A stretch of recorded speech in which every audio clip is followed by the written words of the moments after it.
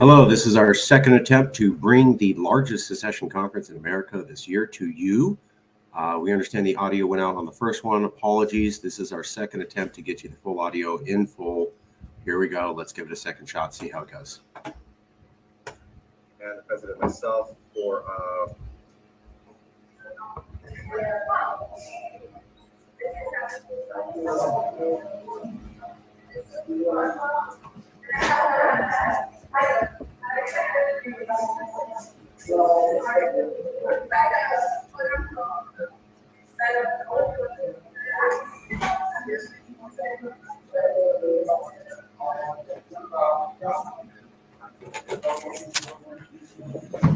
That works.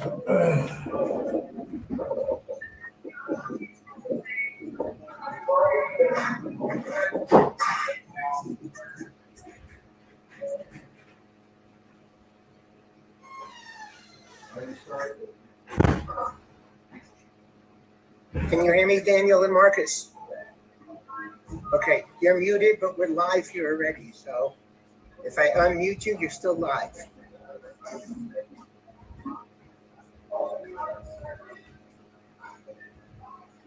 And Marcus, just say something to see if we hear you. I'm here. Can you hear me? Perfect. Daniel? I am not where Marcus is, but I am also somewhere. Awesome. Okay, we're all live, so be careful, behave. And we should start very soon. I hear Kyle is coming. Yes, be looking for him. He should be here pretty soon. Fantastic. And we have our two other reps here that are coming from here. So should be awesome. Daniel, you're the man. You got so much news. Everybody's talking about Texas. Oh my God. Wow. People literally at PORCFEST are asking me what's going on there. So it's good. Well, if they were here, they would know. What's that? If they were here, they would know. They weren't there. They wouldn't be here. We miss you all. All of you. Miss you. Getting off here. There we go. Just bring it. All right. Congratulations, Daniel. And I appreciate that. It's not me. It's a team effort. I got to tell you, our volunteers swarmed that place. It was just a feat of the whole. I'm definitely gonna make a statement that when any of us do something on secession, we all win.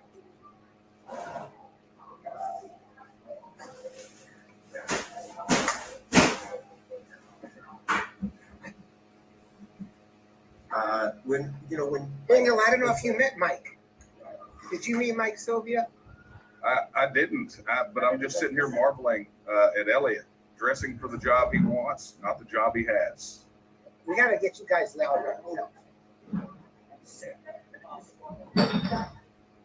Yeah, that's fine. Yeah. Gonna make you Texas loud. Make it big. You guys. You say that, but you don't know how this is going to go. Oh, I know, cowboy. Hey, I got a mute button, man. I don't know.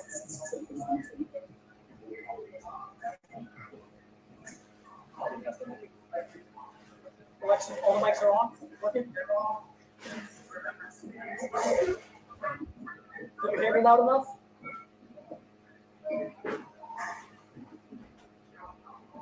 Do you think that's gonna come down? That's not the sauce. Okay, so that's right. Oh, he's not gonna come. All right. Yes, that man. Okay, because we want to. I think you got a couple new recruits. I have to say, I believe that you should do whatever you want in Texas, but it must be child labor laws. It's up to you. It's however you want it. You seem to have a couple little Texans, little baby Texans running around in the background. I just put that up. I put that up to annoy people during Zoom calls. I just grabbed it from that BBC interview. So. Yeah. Here, I'm gonna put some more volume. Put you guys in the speakers a little bit more. If I can hear y'all. Okay, I think we should be good. Everybody behave because everybody hears you. So, You know, you said that like 4 times since we've been on here. What? That's because of Marcus, not because of you. Either way, I'm talking about.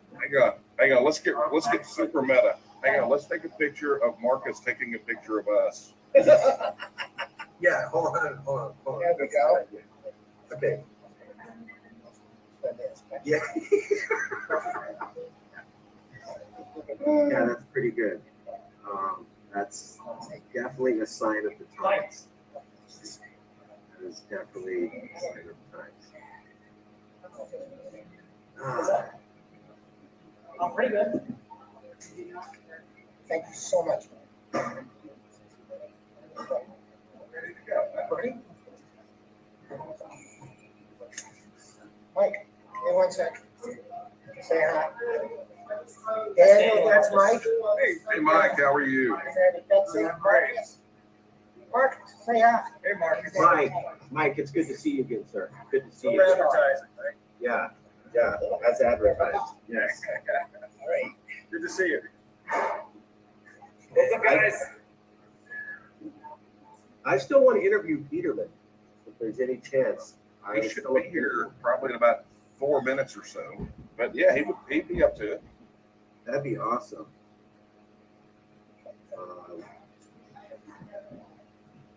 Yeah, you know, I'm going to say this, that it's something I said last time when we had the conference, which is that whenever any of us gets in the news with secession, we all win.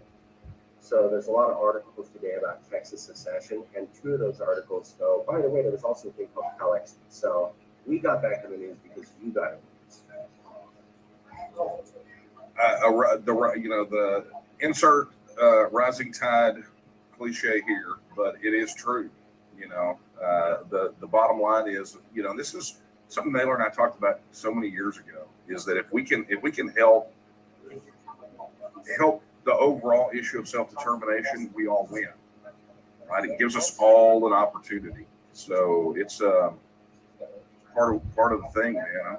I'm glad we were able to hopefully sink the 8 ball on this thing. I mean, look, if Newsweek is jamming 4 and 5 articles out a day, trying to scare people, I think we did the right thing. As we said here at Calexit, whenever they write threatening articles, you're doing something right. Guys, you're stealing the whole show. We didn't start yet. We have nothing to say. We're gonna start today. Well, you should have thought about that before you put the leaders of 2 organizations on a Zoom call. We haven't spoken in forever, and then invited us 15 minutes early. I should have thought of a lot of things, like staying in bed this morning. Was that an option? Was that an option? Because I did not get the memo. No, I woke up at 5 to drive here. Laser got here at 5:30 this morning. We're hoping he shows up. Of course he did. Laser lives, in Ukraine, Russia, Greece, China, Japan at the same time. You forgot Slovenia, Czechoslovakia. His son travels all over the world. And his son Laser is literally like, I think he's like James Bond. I don't know. It's got that vibe. Dude's like, I'm in Slovenia. This week I'm in China. Next week I'm in Ukraine. Next week I'm in, why are you in all these different places? Right. Whatever. I like to travel throughout that. Unfortunately, if we can't talk about secession, the only thing I'm really prepared to talk about is the new Batman and comparing the current Batman to Bale. I'll give you a sneak peek. I am a Christian Bale man. Yep. So that's where I'm at. I don't know if you're a big fan of the new Batman, but we would disagree. Yeah, I am a fan of all things the Bat. So each can be enjoyed in its own individual way. You are ready to be president of the Independent of Texas. That was. When asked the question on Batman, here you go. We can't tell where the president stands. No, Batman. But you're ready. You have to admit, the story was pretty amazing. Yeah. I'm just so proud of you guys. I mean, you did it. You got back in the news again this week. You've really been pushing it. You've been at it for a while, and we have been talking about routinely how you've had. We constantly bring up that you have to go back to 1861 to find this many elected officials. Okay, if I can interrupt California and Texas. It is 3 o'clock. Good afternoon, New Hampshire.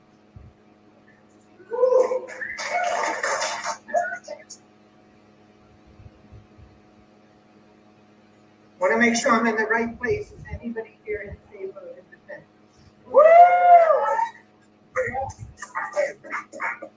In the right place. For those of you who do not know me, my name is Stephen Axel.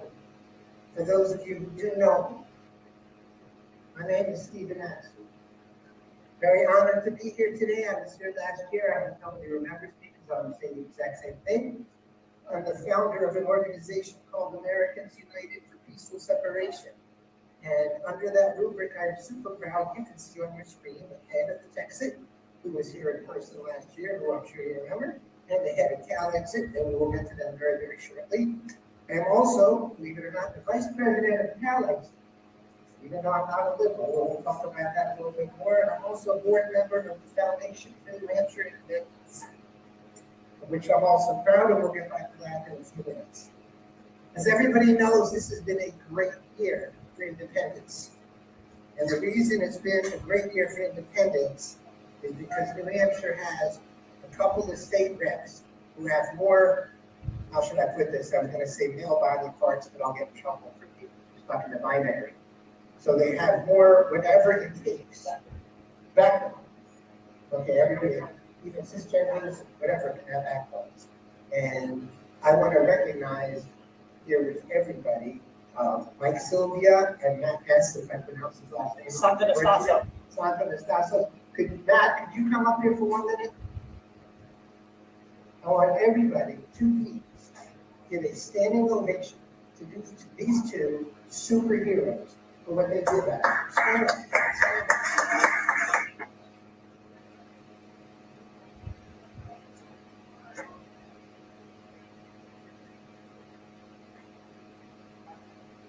Hey, come on over.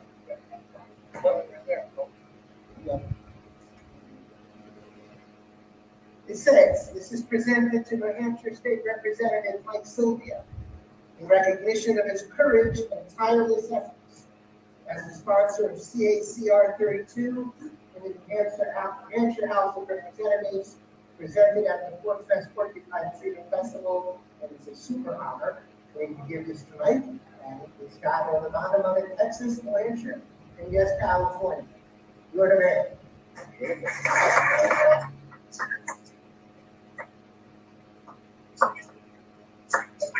Similar one, the superhero number 2, not number 2, number 2.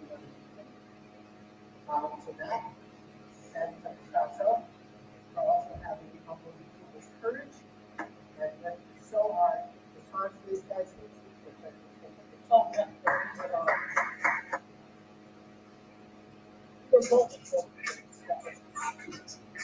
you also have all of the responses. Yeah, if you want to somebody, you can't get it out. Okay.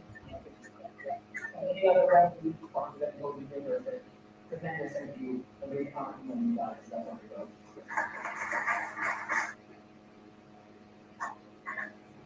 In the interest, is this still on?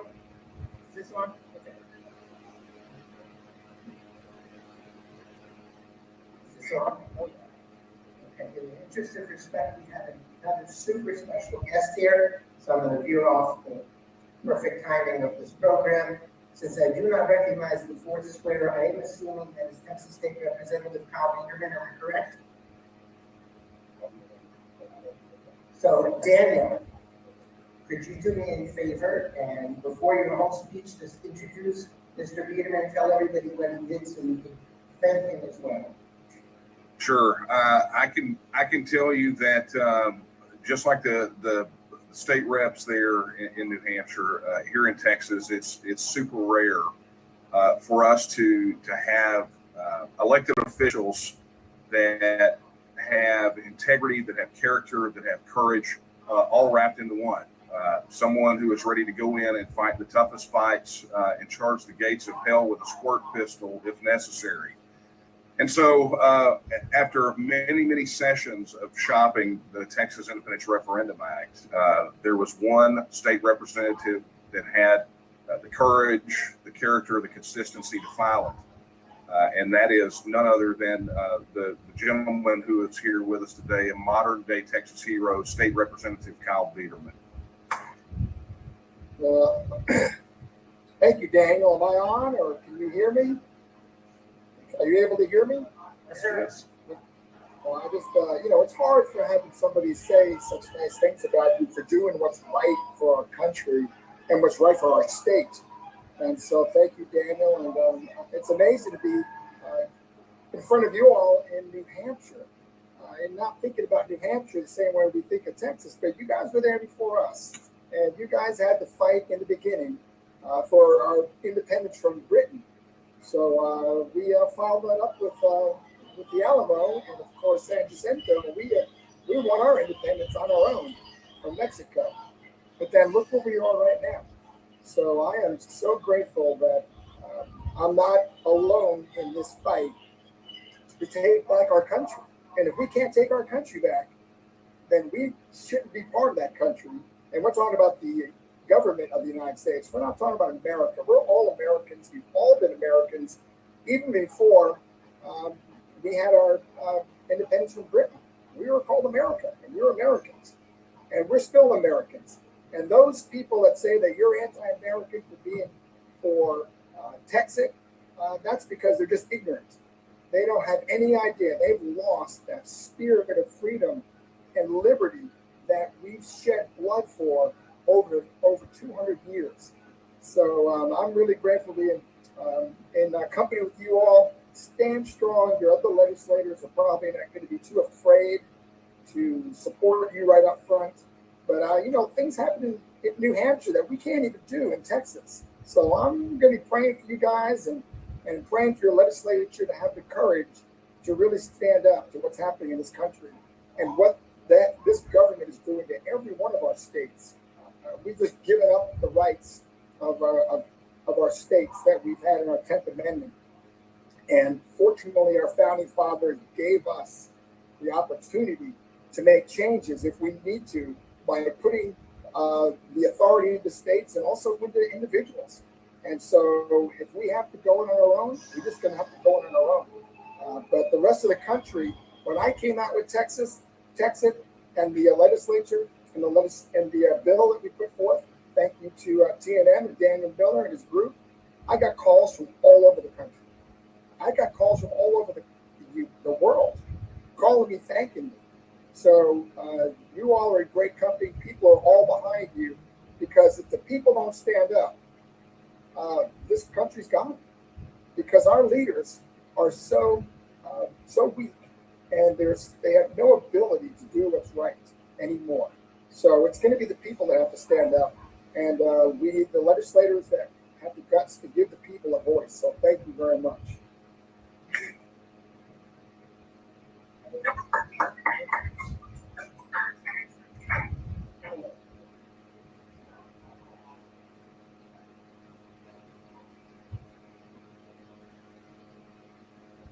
Just to make this brief, it's nice that we're all of us, we're all together.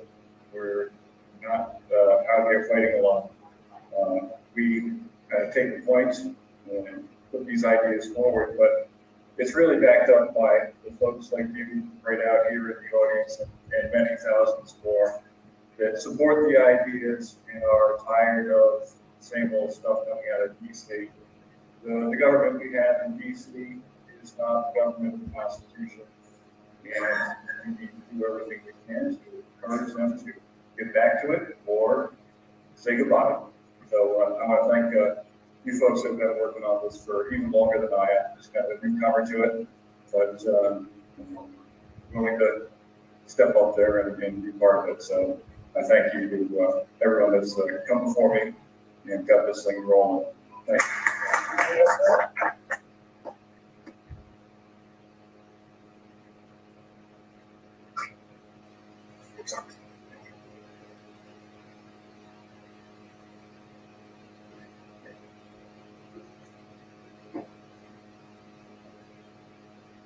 And now, everyone, Stephen has a little dance number worked up for everyone. Daniel, nice to meet you. I recall. If nothing else happens today, I am super, super happy. We're going to make it happen. 7 o'clock, I'm having 6 hours to see state legislators from 2 different states who both work towards an almost impossible goal and finally get to meet and talk to each other. And hopefully that's going to enable some California legislators to do the same. Okay, we're going to move on further. Lots of other good things have happened this year. A gentleman who I've known for a very, very long time became the president of the Foundation for New Hampshire Independence. He's sitting here next to me. He's the founder of Liberty Law, Elliot Axelman, and we'll let him a few minutes to tell you the good stuff that he's been doing for us at NHI. Yeah, thank you very much. Thank you so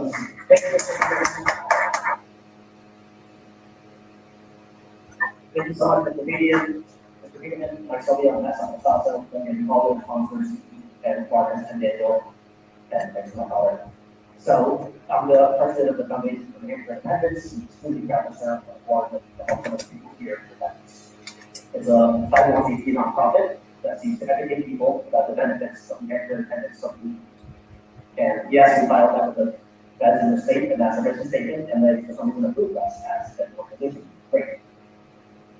The foundation is currently commissioning a survey. The check went out the day I left PORCFEST 2 days ago, yesterday morning, for a survey that will be the first one ever in New Hampshire, done by Survey USA and the official poll on whether the people of New Hampshire and businesses support the benefits. And hopefully in a few weeks we'll have the result of that poll. And that'll be part of a bigger 8-state poll, including Texas and what others. So we can see how many people in New Hampshire support the benefits. Now, I'm sure the legislators here, Mike Sylvia, and the others will speak more to the legislation we have, see what they do. But I'm extremely excited. We had initially 9 state reps, including some leadership sponsor legislation, and ultimately 13 voted against the table motion, so that 13 reps supported. And I've heard from dozens of others, almost 100 others, saying they support it, and that they couldn't politically live with voting yes, and that they could vote for the country to understand. A lot of people did not have the courage to vote yes on that legislation because they were under the impression that the opposition put into their minds that there were serious chances that they could be charged with treason or insurrection or rebellion and actually true. Now that it'll be almost a year since that happened, and none of them obviously have charged against them, but they're all perfectly fine. Like Sylvia, you're not charged. Yeah. They're all going to sign, like Sylvia, let's just figure that out. I think the other dozens will be empowered to vote yes next year if we have similar legislation. And I'll let Mike speak to more legislation, but I'm thinking we might vote the constitutional amendment again. Also, maybe a simple bill, also maybe a study commission bill, and maybe even just a civil resolution. And I know Matt also said yes, about that as well. So I'm extremely excited for next year, but also, even more important than that, the fact that we might have another country going to vote for it now that they know that they're not going to go to prison. DC politicians every day are doing more things to prevent stuff that's acceptable to DC. I've heard countless people I spoke to another author a few minutes ago. I called him from California, he wrote a book.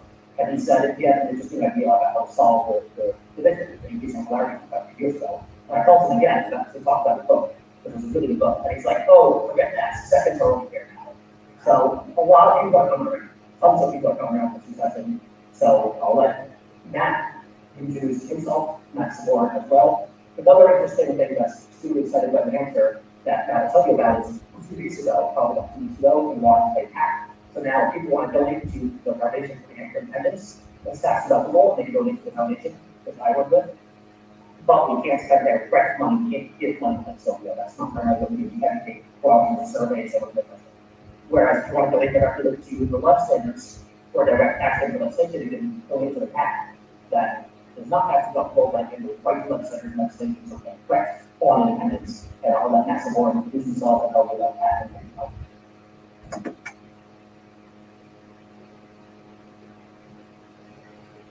Thank you, Dr. Mendes. My last name's actually a little bit longer than that. It is Matt Sabor in East Florida. That's my last name. Nice to meet you all. I moved to New Hampshire last year. Not really involved in the project. We have recently started in Hampshire a new track, and this was, of course, to support legislators and legislation pushing through for the end goal of the Hampshire independence. So we had a first roll call vote this past spring, the CACR 32, we had 13 votes, one for each of the 13 colonies, and we hope to have more in the next year. Our website is up, now you have work, that's where we are accepting donations as well. We've been challenged by a local representative from 10 grand, we're already a quarter of the way. We're proud of these and so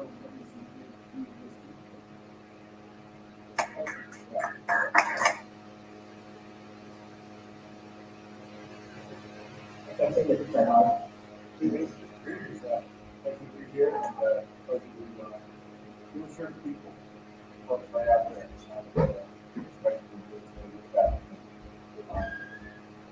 We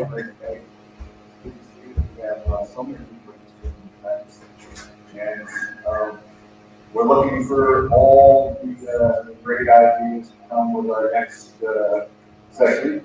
I've got a little bit of a hurdle in the primary challenge, but we get past that.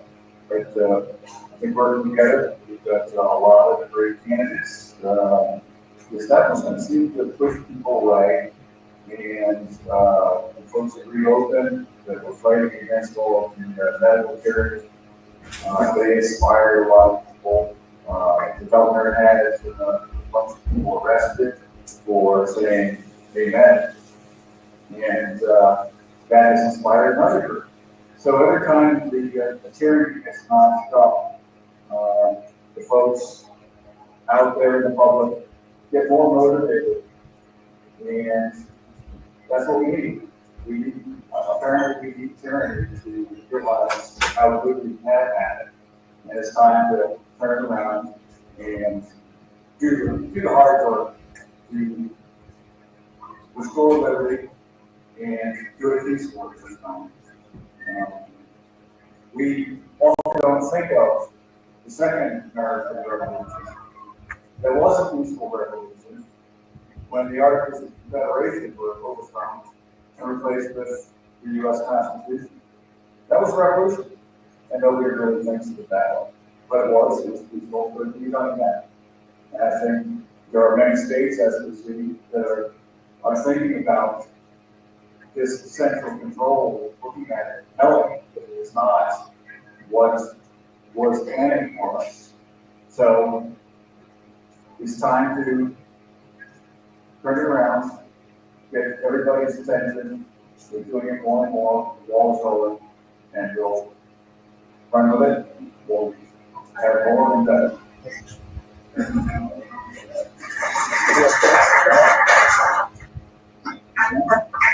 Laser. Mike. Mike.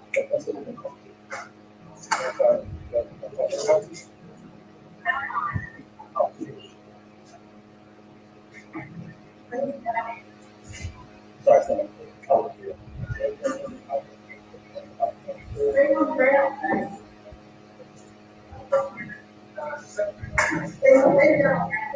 We got two paramedics here. Yeah,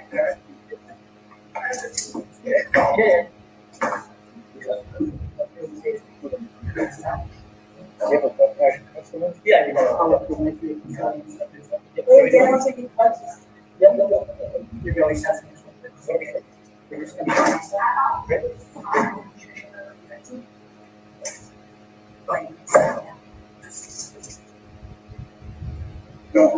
Okay? Yes, give it a minute.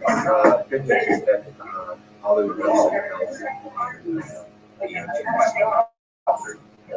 Okay? Yeah, I'm here. Why? I just can't believe that. Yeah, I was powerless. Oh, no.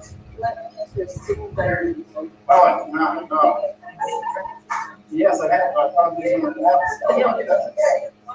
Thank you so much. Sure. Let's put his legs up on the chair. Yeah. Thank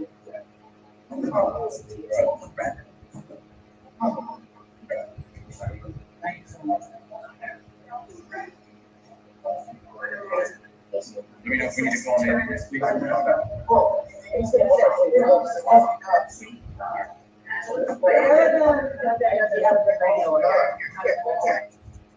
Thank you very much. We'll take this down. Take this down. And put your legs up here. Right there. There you go.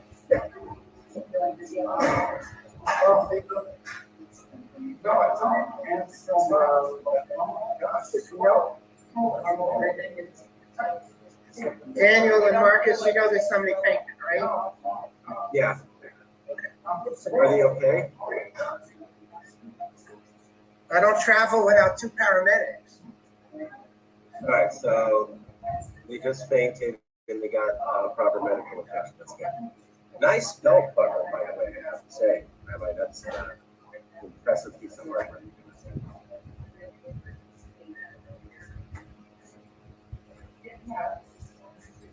While we have a minute, Kyle, I would love to interview you sometime if you're ever open to that. I've done some interviews with other secession leaders. I also interviewed Mike Sylvia, and obviously the rabbi. I also interviewed.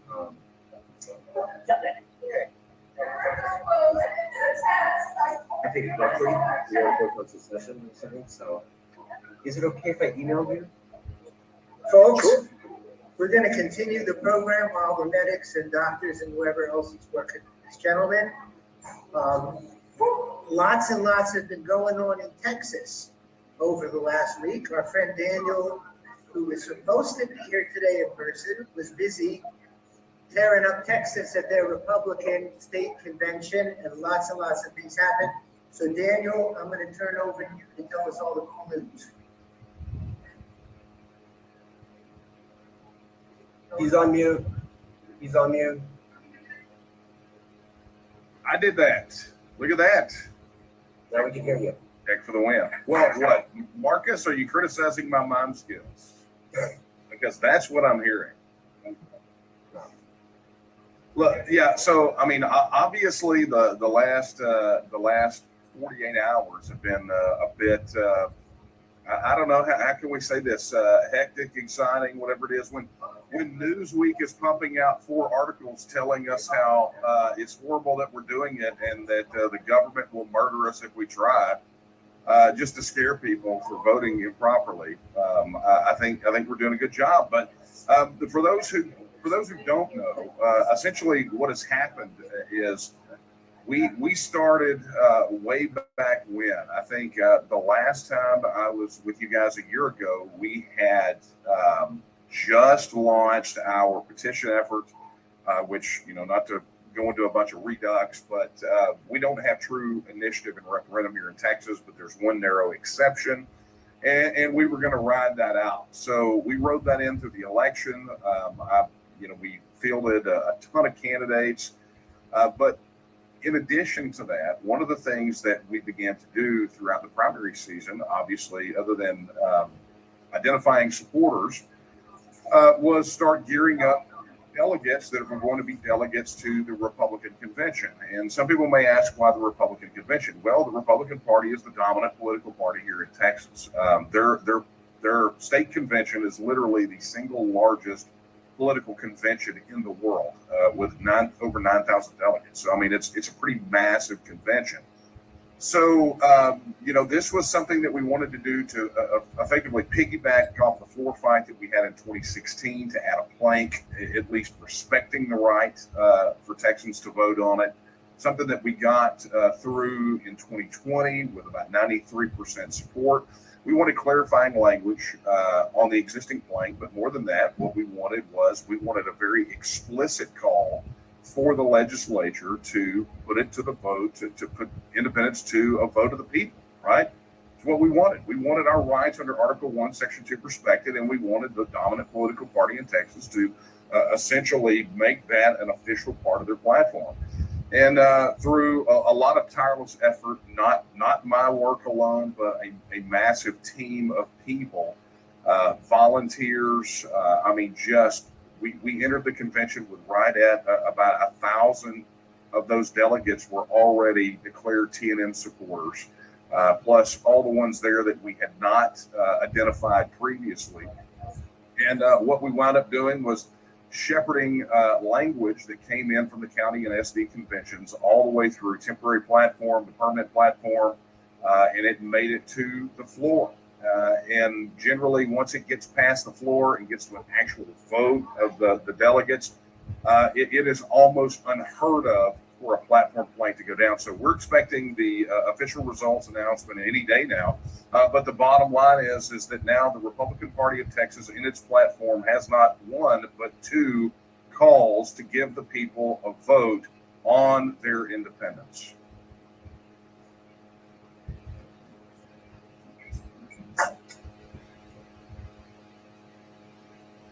Now, I'm not entirely sure if Stephen wants me to do magic tricks at this point. I am not advised. Marcus, Kyle, do we want to do a barbershop quartet minus one person? I could, we could do that, or I could just give you some accolades on how the Calexit movement views the success of Texas. We want to say, this is something I've said many times. Whenever one of us wins, we all win.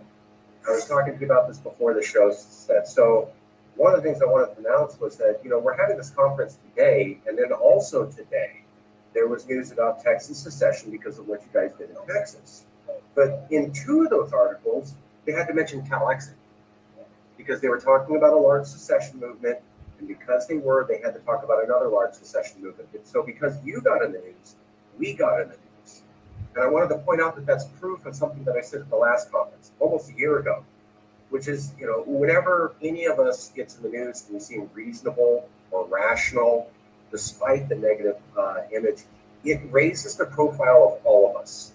We're all seen as crazy, insane people. And so when one of us comes forward and looks reasonable, can talk in complete sentences, has some understanding of government, maybe a little bit of understanding of American history, it destroys the narrative.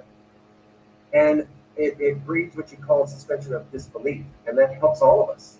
So we got in the news. People are talking about Calexit today because they're talking about Texit.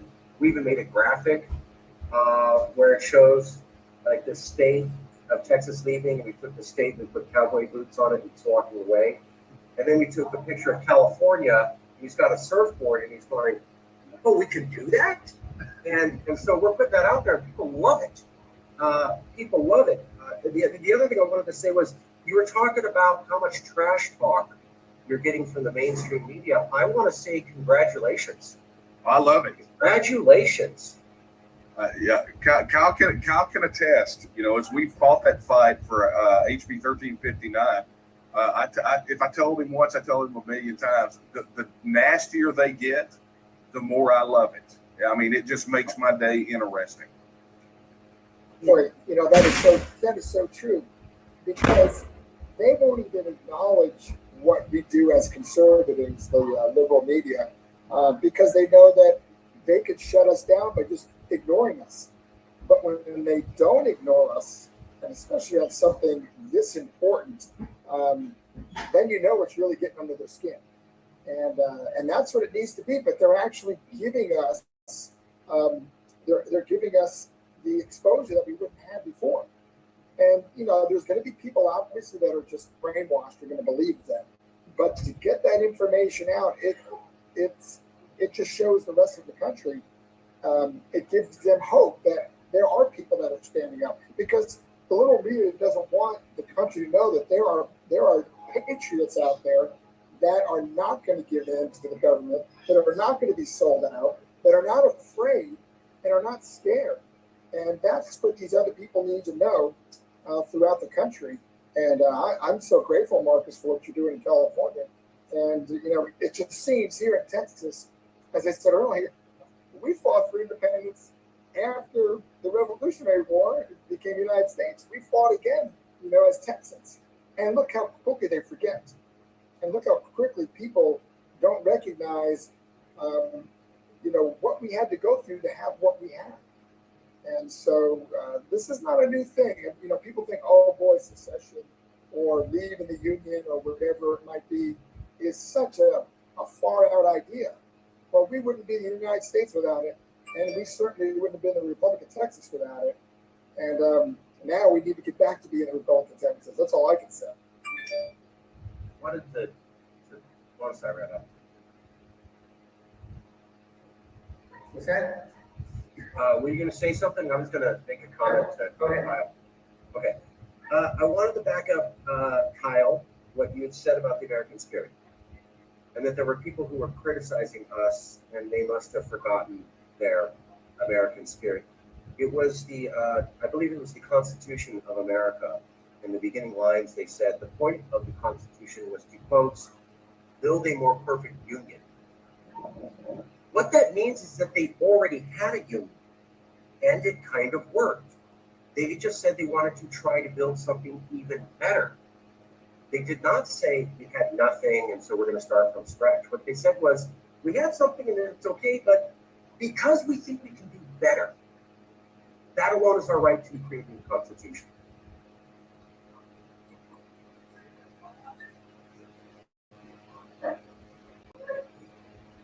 You never should have told them there was a movement of dollars of donations because of those speech. So, go ahead, Marcus.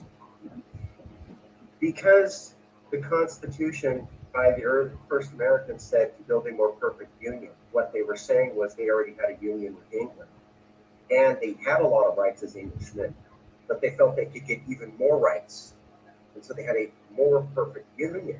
How dare people tell us that we don't have the right to explore a better union for our governments when that is exactly the animus that motivated the first American founding fathers? It's literally in the Constitution.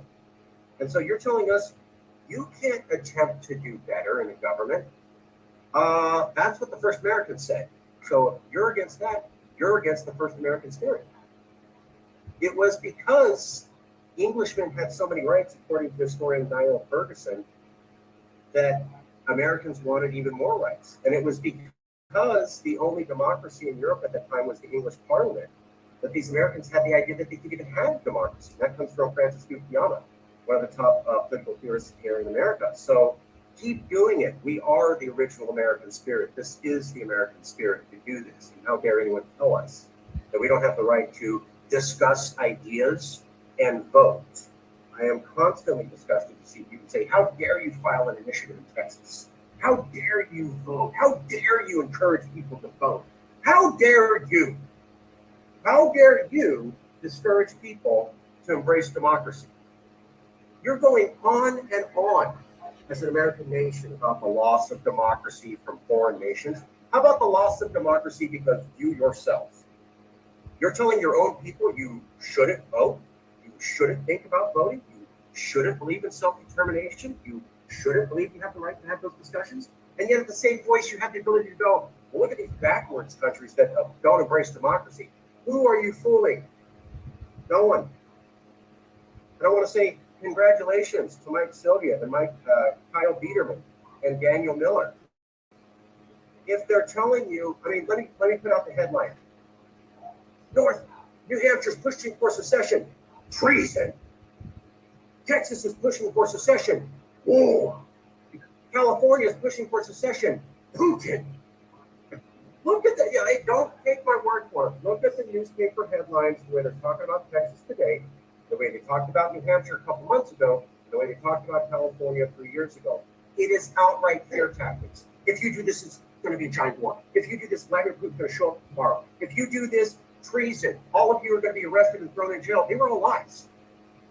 They were all lies. Hey, Marcus, don't you find it amusing that the same people who are decrying California and the Putin thing and, Putin's invasion of Ukraine, I mean, they're just railing about that. We're supposed to be super patriotic for Ukraine, are the exact same people who are still saying if Texas or California, New Hampshire leaves, it will mean war. Yes. Now, wait a minute. Wait. Well, look, no one's ever accused them of ideological consistency, have they? No, and I don't want to get sidetracked, but America said that if you are attacking your own people in any capacity, you no longer have the right to own those people. We said that to the Serbs with Kosovo. We said that to Saddam with the Iraqis. We said that to Bashar al-Assad with the Kurds and the freedom fighters. So how come we can't say it to the Ukrainians when the UN itself said the Ukrainian government shelved some Russian territories? Going by America's own precedent in the last 20 years, and how it operated on the international stage, it's actually going against the legal precedent that established. So I can't agree with you more, Daniel. The American government says one thing and does another. That's why they're not a good or trusted partner. Also, I realize California and Texas represent about 80 million people, which is slightly larger than New Hampshire. And since New Hampshire is hosting this, I want to represent New Hampshire. One of the things I'm wondering about is I see maybe 100 people here today in a country where I think 18% say we're on the right track, something like that. Where is everybody? Why aren't there thousands and thousands of people here? Is it because they think we are on the right track? Is it because they think that if we vote for a couple of Republicans and then do the Freedom Caucus in the Hampshire legislature, someone need to take stripes? Is it because they think they need to send one more congressman to Washington or one more Republican president? Is it because they think that we're going to be attacked like Eastern Ukraine? And that's what I really want to know. So what we're going to do now is last year we did not have a lot of time for questions. We're going to open up for the next hour or so to questions. Please try to keep your questions as short as possible. If you can direct them to a specific, fine. If not, I'll be happy to direct. So if anybody has questions, please head over to the mic. And specifically, if you have reasons why this is a really good idea.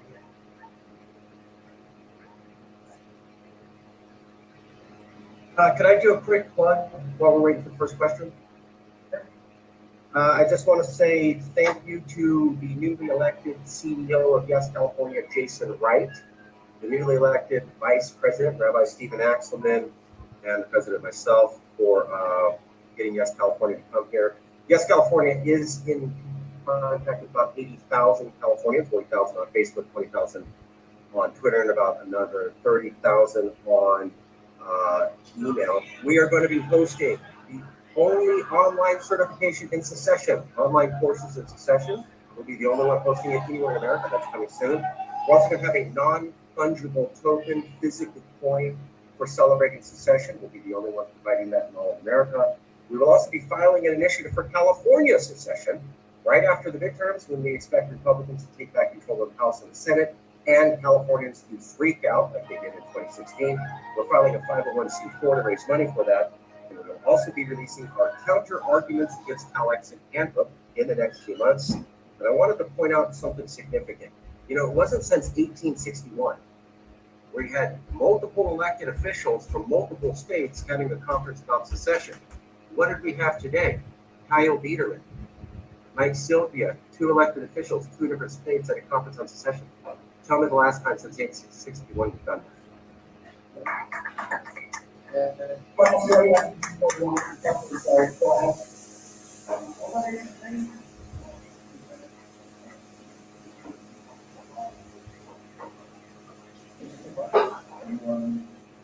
I agree. Possible drawbacks to this question. Oh, everyone would do all the drawbacks. But then, isn't it possibility? Drawbacks there. The federal government's not coming with take us back. We can't do it. We are employed, and we are not allowed. There's all kinds of drawbacks that are out there.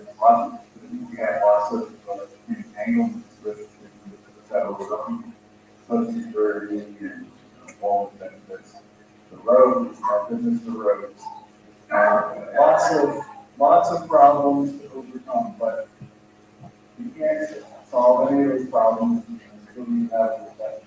And you're opening up the discussion, and we'll explore those things when they're happening. Yeah, part of the drawbacks, the famous Siberian economy is that the economy of the federal government being included in the last of the stock market. And we expect that here we certainly like the, as some areas of areas here, and that we're all thinking more for possible use of economists, you have a chance specialization, free trade, and more specialized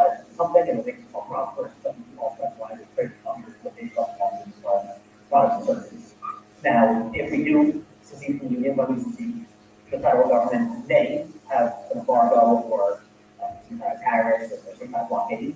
I anticipate to read my books and speak as an article why I think that's the case. But worst case scenario, if they totally blockade us, it would be an act of war, then we have a hot war, unfortunately. But we still survive. We have enough farms and food and stuff and everything else here we survive. We would be super wealthy, but we survive. That's what it's for. But that's, I think, the biggest potential for life. I'm curious if anybody has a calculator. I've been sitting here for 41 minutes since all in came. How much more debt has the United States federal government taken on in those 41 minutes?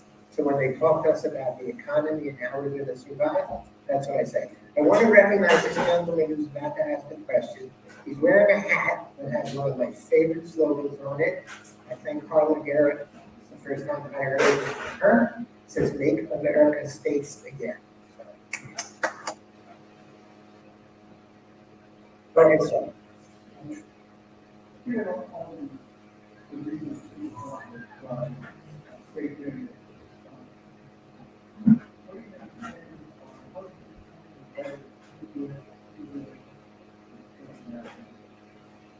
saying if more than one state tries to do it at a time, you think? So I will tell you the reason I got out of bed this morning. The reason I do what I do is I love New Hampshire, even though I don't get to live here. The power in having a libertarian state, a conservative state, and a left-wing liberal state, all working for the same thing, as far as I'm concerned, makes it almost impossible for anyone to argue against secession. It's not coming from the wacko right, it's not coming from the wacko left, it's not coming from you crazy, possible libertarians here in New Hampshire. Everybody wants this. That's number one. Number two, like I said, New Hampshire and California and Texas are the two largest states in the union. They represent almost close to 8 million people, and they have a whopping amount of power. Dan, you want to say something? Yeah, I mean, look, here's, and you know me, I like to cut to the chase. Here's the bottom line. When you're talking from a strategic standpoint about having multiple states, sure, there is a strategic advantage to having multiple states spinning up, seeking their self-determination. But at the end of the day, the real benefit here is self-determination itself. Look, if our state was the only state going after this, I wouldn't care what anybody else said. I mean, it wouldn't matter what was happening in the rest of the world. The rest of the world could be marching toward a global super state, and independence would still be the right course of action for our state. And the fact that there are multiple states in the United States that are seeking this out, I think it tells the tale that, you know, we're in a dysfunctional and broken political and economic union, and it's long past time that we have the right of self-determination. We believe that the government that we have right now is not a government of our choosing, and it's a violation of the fundamental right of self-government, self-determination for it to be the case. But I'll just sort of dovetail into the previous question about what are the drawbacks. This goes to the question that I ask all the time, and you guys probably have heard me say it time and time again ad nauseum till you're sick of it, but I'm going to lay it down again. Here's the thing. If your state right now were already a self-governing independent nation among nations, it had control over its own immigration and border policy, it had its own currency, its own military, its own embassies and passports, everything that 200 other self-governing independent nations around the world had. And instead of talking about exiting, we were talking about whether or not your state should join the union. Knowing everything you know about the federal government right now, would you vote today to join the union? And if your answer is no, then who cares what the potential disadvantages are, right? It means that the situation that you're in is untenable, because if you wouldn't go there, you don't need to be there now. Yeah, next. Wouldn't the power that the military and private currency, wouldn't it then be incorrect caused by the excuse of national security to do everything they want to do, and they really pretty much do not off the project? That's my first question. The second question is, if you didn't run the litigation, what would you feel like many of the positions who are bothered by the CIA, trying to control them, trying to, and is that something, I know with that? Okay, I love your question. I'm curious if we enter into a dialogue at one point, what your alternative is, because I love your question. As far as the first question, I think about it a lot. What's to prevent New Hampshire from becoming of the United States? Power corrupts. Absolutely, power corrupts, absolutely. The difference is the wonderful, wonderful thing, you guys are so lucky. Look at Mike Sylvia here. How many people don't know Mike Sylvia? How hard is it to go and talk to Mike Sylvia? How often do you see him on the street? I live in New York State. You know, it's a celebration if once a year you lay eye on a state representative. And trust me, you don't come close to them. You do not ask them questions. If you see them, I was recently speaking at a Memorial Day function. They're up on the dais. They come in with their bodyguards. They meet with the bodyguards.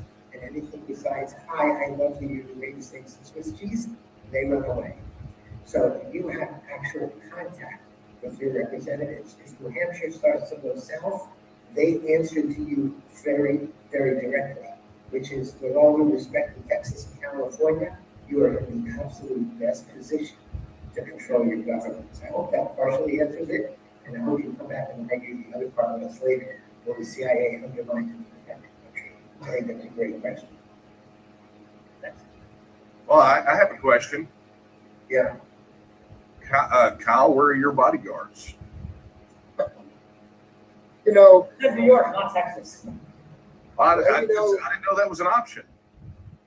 you know, there's some truth to that, but you know, it all depends on all I can say is I'm very available to my constituents. Not all representatives are. So what you're saying, Steve, there is a lot of truth to that. But it still comes down to anybody that's a naysayer and has all these questions about why well, they don't even have a question why. They tell you it won't work. It's not a question of Social Security or the military, or is the federal government going to attack us, or are they going to take our stuff? They tell us that's what's going to happen. They have no idea. Can I ask you a question? How many people do you represent? 200,000. Mike Sylvia, how many people do you represent? Approximately 400. Get it? That's why New Hampshire is the best state to declare independence. Hey, I would love to run in New Hampshire. My goodness, trying to By the way, I'm not going to ask you how knock on much you get doors paid. for 200,000 is a lot. I could ask you how much you get paid. That's up to you. But I can tell you what you get paid up here. I believe it's $100 a year. We get 600 hours a month. For how many months? 12 months. Okay, for every month. Okay. Wow. But to the question, which was a great question, why won't we become like the United States? New Hampshire won't, because it's so small and the government is so expensive. And not to mention your wonderful governor, but if he didn't have his eyes on Washington, I think we'd have a very different. Okay, next question, please.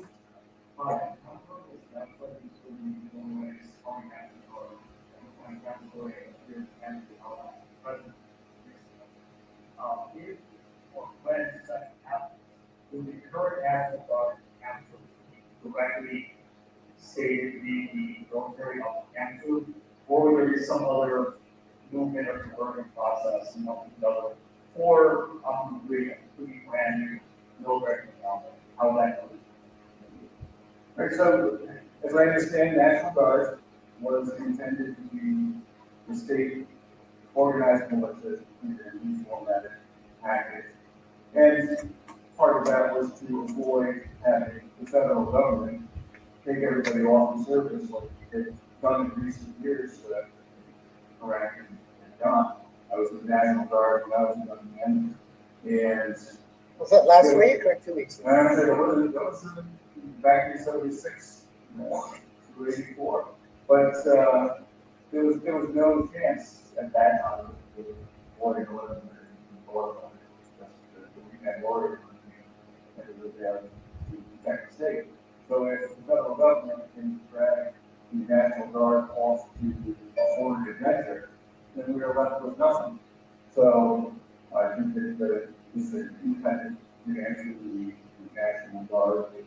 on our state listen. Daniel, I want to go to you for a second real quick and then Marcus, because Daniel, you have a different status down there in the military, if I'm correct. Yeah, I mean, I didn't catch the entirety of the question, but here. The question was, what would happen to the National Guard if they became independent? Do you have a different situation in Texas? Yeah, and Kyle can definitely talk about this, particularly from a policy standpoint too. But just to tee it up for him, Texas has down here what's called the Texas Military Department, which is effectively a 3-branch military made up of the Air National Guard, the Army National Guard, and the Texas State Guard. And so, you know, as we talk about Texas moving forward, we always talk about that can serve as a foundation or backbone to build up off of. But Kyle could talk more about that from a policy standpoint. Real quickly, anything about Texit, you don't secede and then try to figure it out. You vote to secede, you vote to start the process, and then these questions get answered when government officials are under fire to have to give you the answers. Right now, they don't have to tell you anything. There's no transparency, and we have no leverage, zero leverage right now. So people can say whatever they want. The government can say whatever they want. As soon as we have a vote by the people, we now have leverage to actually start debating, start having a dialogue, and get these questions answered with leverage, not just opinions out of nowhere. And that's what's so important. And in Texas, I speak to military here from the federal government. I talk to them all the time. If we secede, they're joining Texas. They're not going to stay in the United States. They want to join Texas. So there's so many things that will happen, but we've got to have a vote that gives us leverage, and it forces our state governments to actually answer the questions with facts and not just hide under a rock and then say it couldn't happen. Marcus, any quick comments from California? Yeah, a couple things. One, they did a study on secession. I believe it was a Canadian university. It was the only one looked at it, overviewed by the London School of Economics. They said that peaceful secession movements are negotiated in 3 to 5 years, max. Because, like Kyle Biederman said, once you have that vote, politicians have to get reelected or they become unelected. So once the vote's out there, they have to deliver for the public or the public removes them from office. We saw this with Brexit. Cameron did not move on Brexit, so he was gone. Then they got Theresa May. Theresa May was the first person to actually seriously talk about how to implement Brexit, and even she did not take it seriously enough, so she too was removed. So we've literally seen what Kyle's talking about in action in a real-life secession movement in recent times. As far as the military question goes, I do want to say California is a similar situation to Texas. There's the National Guard, which can be federalized and sent to Iraq. That happened during the Iraq War, in which case we had our force burned down because we didn't have enough people to handle our emergencies here. So Californians died, property was burned, forest burned down, our climate change goals were referred to us, lost because America wanted to go fight a war in Iraq, and they took our National Guard troops. Since then, the California government has been putting more money into the California State Military Reserve and the California State Naval Militia. That is a Navy and an Army that cannot be federalized ever and are under the exclusive control of the governor. When we're talking about military security, the National Guard of California gets about 50% state funding, 50% federal. That's the way it works for every state. If you look at an economy like the size of Texas, or like the size of California, if Texas or California just said, we're going to pull out our National Guard funding, and we're going to pull out our federal military funding, you're looking at the world's 5th and 7th largest militaries overnight. So that's the military. Nobody really realizes that. We already have the body of a separate military. We just redirect funding. We're like a European power tomorrow. And as far as America invading us, why? So if you look at the articles about Texas secession, look at the comments. Yes, you're going to see experts saying, oh, America doesn't want this and they could never do it. And I'm a law professor and I'm a professor and I'm a professor and I'm a lawyer and I'm a professor. Great. Now read the comments. Do average Americans share their opinion? I can tell you, I read the comments today. There's a lot of liberals saying, get the hell out, Texas, and happy to see you go. So is that really the will of the American people, these quote unquote experts that we see interviewed in the news? Because whenever you see them, they never interview us. Like on the articles on Texas secession, I didn't see anybody from the Texas independence movement. And on the articles on Calexit, they never interviewed us, right? But then they have these experts saying how it's going to go, but they somehow managed to never actually interview the people who are behind the movements. And you only get to hear these experts who say, oh, it'll never happen, it can never happen. Why are we listening to them? And why do we believe them? And why can't they interview the actual independence movements? And why do we consider that fair journalism? And maybe they're completely lying to you, misleading you, not letting you hear the voices from the actual independence movements because they know the votes are out there. And if Texas seceded tomorrow, what they're afraid of is half of America is going to go, fine. Are you ready to launch a war and go and get killed in order to bring Texas back to America? Hell no. That's what I can tell you. That's what liberals are going to say. Hey, liberals, you want your son and daughter to get blown up and shot up so we can make sure Texas gets dragged back into America, kicking and screaming. I don't know any liberal that wants their children to die to make sure that you all have to stay in America. So I would say, look at If that's not love, what is love? Yeah, we're talking about that. That's something important. That's one of the reasons they are taking over state national guards. Go back and look at the Constitution of the history. National guards are states military. For 100 years ago, they kept this up. Looked over and said, yeah, I'm safe, but this is those DC technical you anywhere and they don't. And now, every one of those national guards, just 99.9% of this military, he's called national guard, and he said he belongs to one state, Canada. They take over that sovereignty, but no one is back. Without the drum. All right, thank you, that's all. I believe that there is a movement actually that's legislation the government of using national guard that federal military and we know that the defenders are so I recommend everyone Could you just repeat, you said a website that, yes, defendguard.com. okay, cool, thank you. So, in the lesson and literature, there's a lot of great thoughts on just resolution and just development. And they seem to suggest that exhaust all of your alternatives before you have a resolution. So, is that a requirement? And how do you do that? Yeah, sure. I'll take that question real quick. I agree with you. It's all resources every day. So you. I think that the doing in proper way to go about things, and certainly there's been a lot done to push back against the federal government on various issues. Can there be more? Possibly, and that might be what our next steps is to make sure that we have covered all of those bases. Yeah, just read the whereases of the Declaration of Independence. Do we have to do more? That's a fantastic question.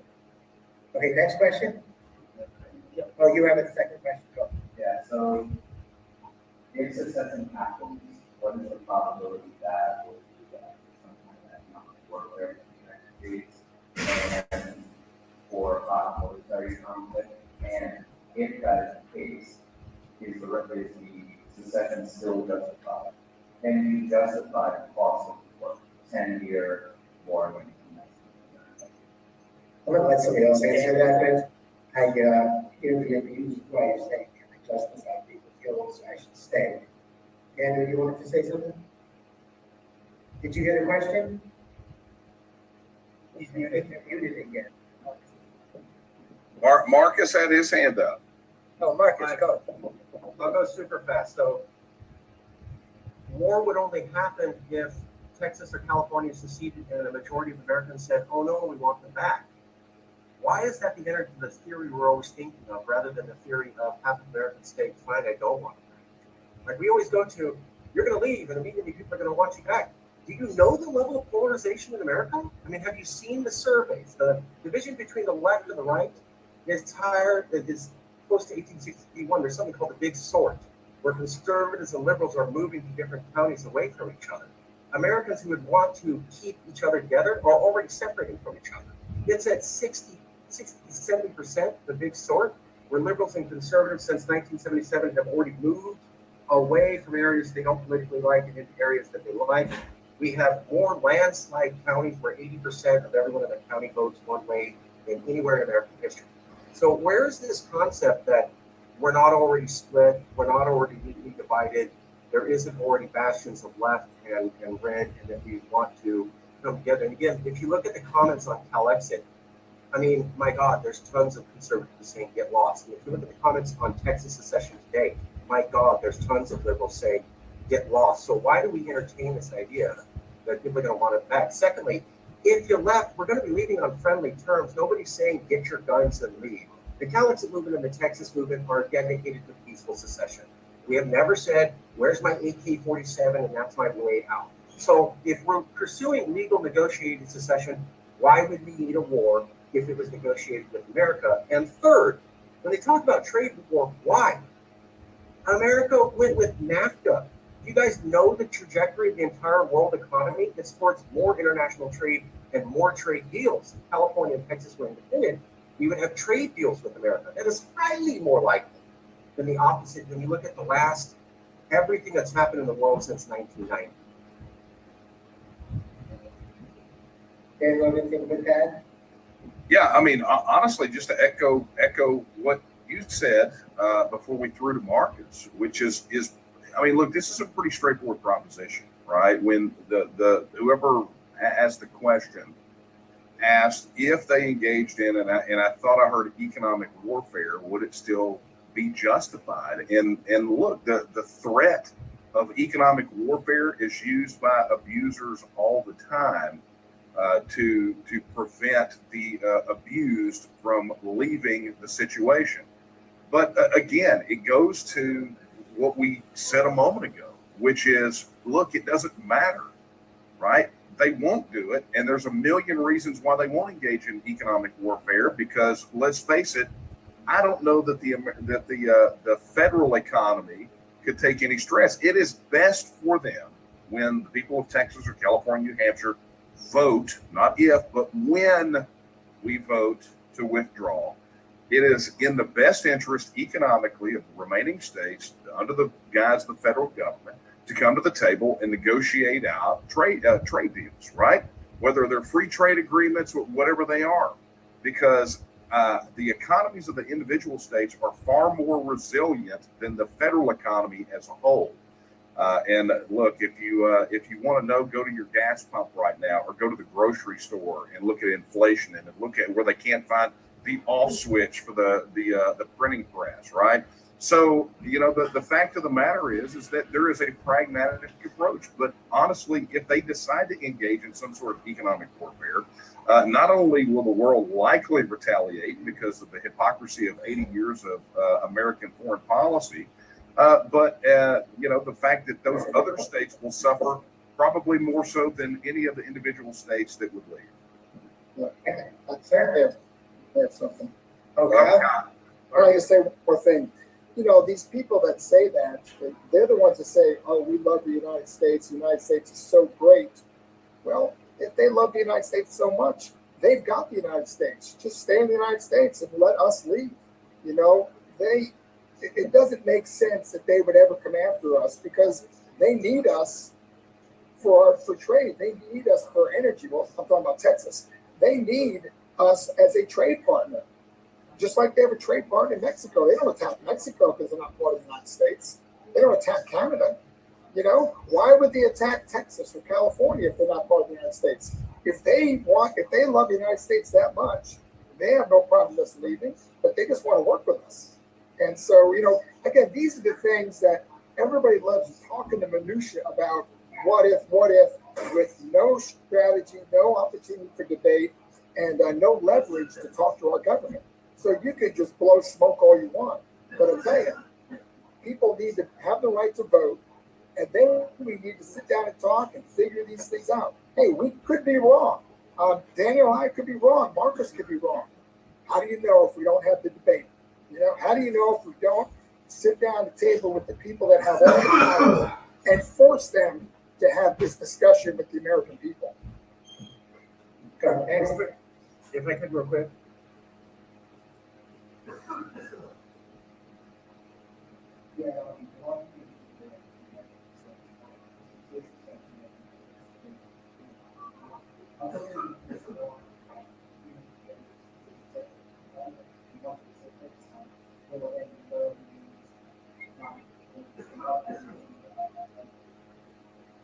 Excellent question. So for those who didn't hear, yes, what would happen specifically, the top specifics with what would happen in federal lane? All these states on the legislature passed it for every last step. It's like we're going to focus on article that's so I have to vote here, facility, and it's also online for free. I believe all the articles, suffering like technical articles, answer these questions. Good news, we'd all be fine. We wouldn't all die and all starve. I didn't learn that before. I think when Mr. Biederman answers the last question, answers that first you vote to secede, and then the equation changes and you negotiate all of those details. So I hope that answers that. So go ahead, sir. I'm sorry, I'm not the government role. I'm from the, I need to do the grant, so sorry for my own expert in research keeping work. So, as we have two referendums about the Texas sovereignty, and the two times we have been rejected by the no has been over the yes. And there's a lot of people and 2020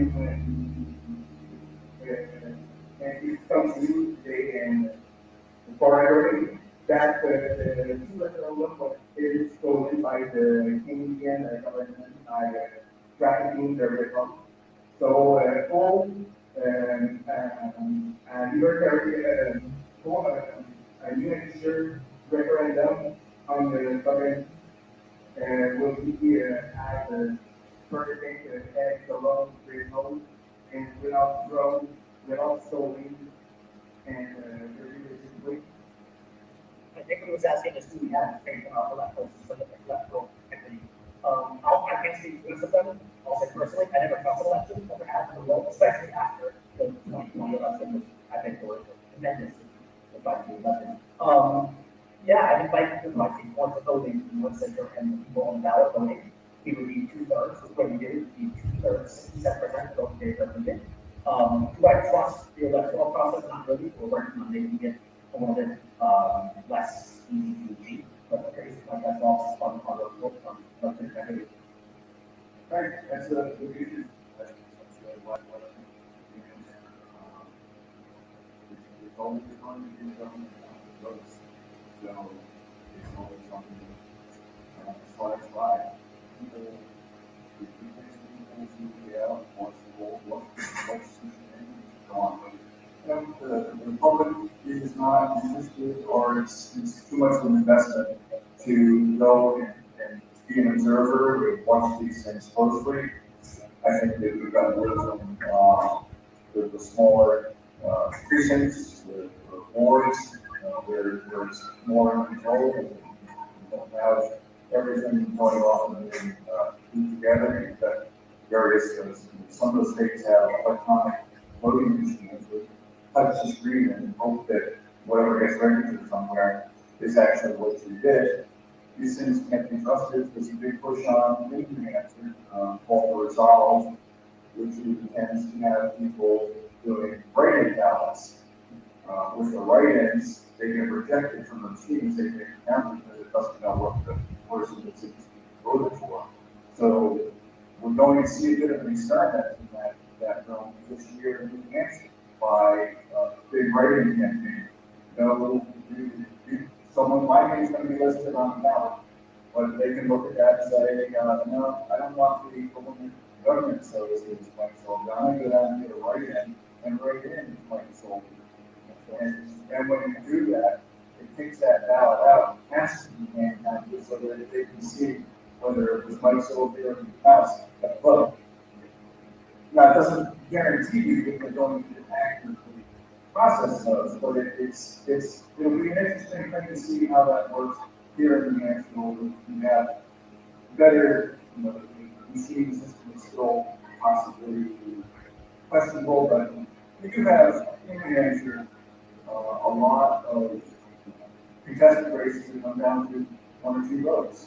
And there are 3 towns that I've been to sit and watch as they go through and count the ballots and make sure everything is right. They're actually pretty accurate. So far, but and of course that doesn't really take time to be able to get federal races, which are generally smaller, or possibly city centers. And one week also we have the last referendum in Quebec, and Quebec vote is we have the obligation to show an ID card to vote, and some people who live outside Quebec but live in Canada are show their ID card and vote the referendum. That we not solving the case like some people think, but there will be some better option to guarantee that people will vote From it's a system against the postal ones. Thank you. That's it. Technically difficult. Couldn't able to never be more effective way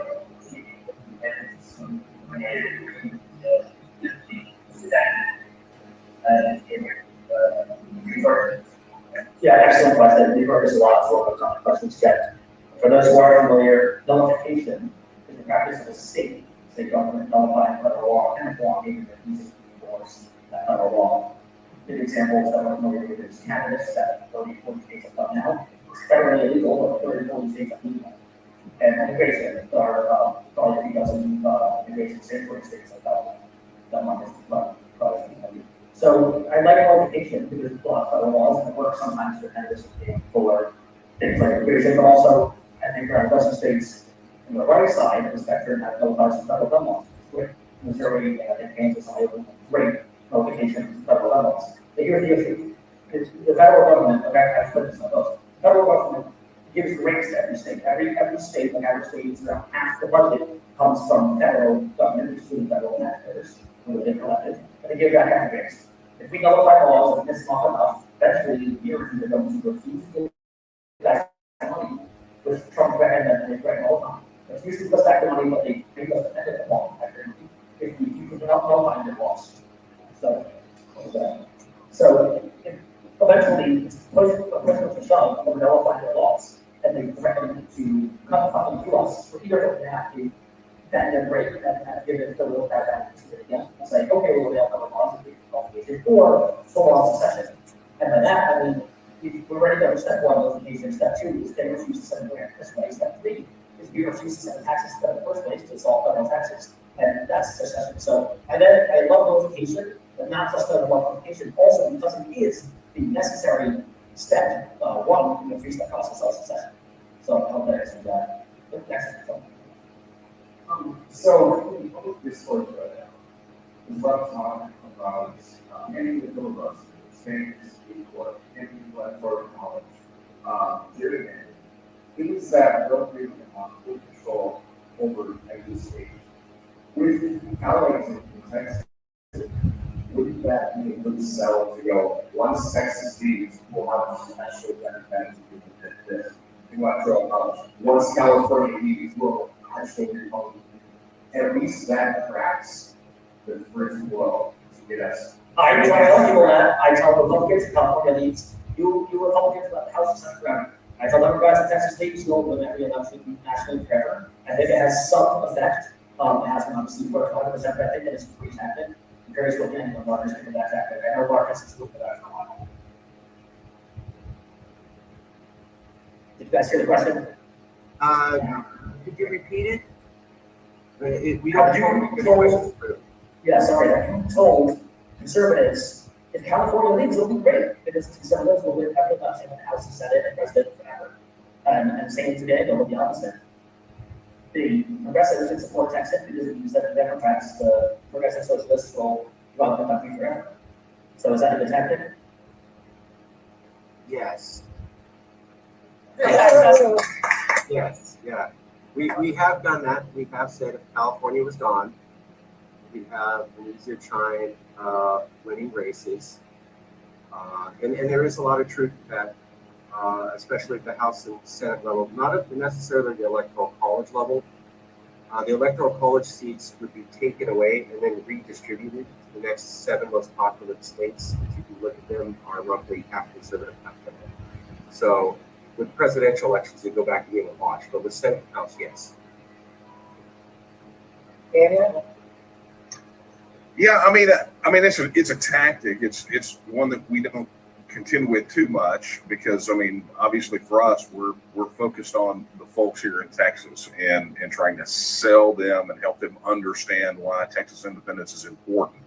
But I think the question really gets down to sort of the fundamental issue that's driving so much of this is the fact that no matter what the partisan divide is in your state, what part of the spectrum they're on, if such a thing even exists, it's the fact that control over the federal government is the thing that they are fighting for because the federal government has grown so large, so overreaching, and so powerful that they can force anything on any state regardless, right? So it's, the federal elections have turned into a ridiculous Punch and Judy show where one side beats the crap out of the other side every 2 to 4 years for control over that, Mordor on the Potomac, right, or Washington District of Criminals, whichever you prefer, so that they can in turn lord that power over the side that doesn't believe like they do. And what we're doing is we're coming at it from a different way. That all of us, whether you're on the panel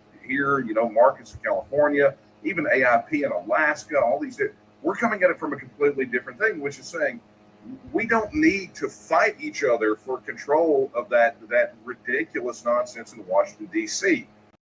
Let California govern California. Let New Hampshire govern New Hampshire. Let Texas govern Texas, on and on and on. And who cares? Like, I don't, with Texas independence, I don't care how you guys vote because it's your business. With Texas independence, I don't care what happens with the policies in California because that's their business, and vice versa. And so for us, when people want to, like we're seeing in all these media outlets, they want to portray this as some flashpoint for violence, or they want to talk about how contentious this is. Contentious is forcing us to stay in a union when we are being when we've got policies being shoved down our throats that we do not want. And in turn, when we're going and fighting for the levers of power in Washington, D.C. to do likewise to others. That's the contention. That's what's driving and motivating these movements. And frankly, it's what makes us the white hats. It's what makes us the good guys. We're looking at a peaceful way that we can live with one another without having to govern one another. I got to throw in the main thing that we say in Calexit to get support is that, and this is true, those of us in Calexit who are working with you don't want to control you, but the rest of California does. So liberals absolutely want control of the federal government to push laws that you don't like on you because they feel that you're dumb and backwards. And if they force these laws on you, eventually one day you realize that they were right and you'll come around to thinking. That's literally what they think. I live in California. I was born and raised in liberal families. I know a lot of liberals. This is how they talk. The only ones of us who don't want to do this are the ones who realize that's how you get people shot. You keep pushing laws on them they don't want, and things get real bad. So there's two groups in California. Those of us who recognize we're going to a bad place, and the rest of them who watch MSNBC and CNN and think, oh, those poor, backwards, red state people, if only we can just win the next election, force our laws on them, and then they'll do what we tell them to do, and in 10 years, maybe they'll get it because they're so stupid and backwards. How many of you saw the interview with the Twitter execs by Project Veritas when Elon Musk was going to take over Twitter? They literally admitted it. So get rid of California conservatives, or Californians will be coming to take over your laws and force them on you. I promise you. Yeah, so we have no more questions here. I guess we can all move to conclusion. Everyone wants to go first, unless not everybody else can go. Hey guys, I'm back. Everything's good. You're not trying to go back. The thing that secession is gonna be easy, it's not. It needs to take some time. It's not a revolution, right? We're not trying to do anything crazy, but it's gonna be a lot of hearts and minds to win over. So very excited to be on this venture with everyone up here. A little bit more about the facts and understand how it comes. So it's kind of like a heart when it comes. And funding comes in and funding goes out for the candidates next. We want to have a secession single issue next.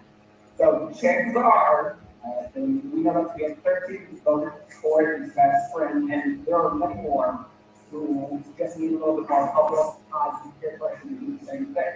So all the candidates that we want to support are the candidates that are already in the New Hampshire legislature. So you go to our website, if you donate to PAC, you can also send us a message as well if you want to refer someone who we should get a look at. But we do have a very clear idea of who we will be supporting in that state. It's great.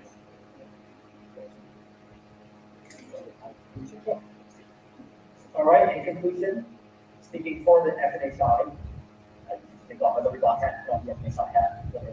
Go to nhindependence.org and you'll find out more info. You can sign up for a newsletter. Please go there and sign up. It's going to pop up email newsletter. We're going to email once in a long while. Also, go visit me at RB1 and you'll see assignments you can write your name in a pen and paper that you want to go to old school, and we'll try to keep you informed. There's also a place to donate. We would love for these obviously, that's how we survive. And like I said, we're doing the poll and I got a lot of questions about what others want to kill you with. That's a great question. That's why I'm asking you in the survey that we're going to ask. We have like 50 questions. We ask every independence. We support independence. How much we love these politicians? We expect that. We got 2% love politicians. You see. We ask people, do you trust people in Concord more, state legislature, or capital, DC politics? You know where that one's going to go as well. But one of the questions is, if one state decides to leave you and separate, would you support the federal government using military action to fill up and bring back the force? Would you support economic embargo or blockade, or would you let them leave and stop violence? So those are the three options that answer. So in 2 weeks, again, we'll see on independence.org. The people off the pack will all tell you the results of the survey very soon.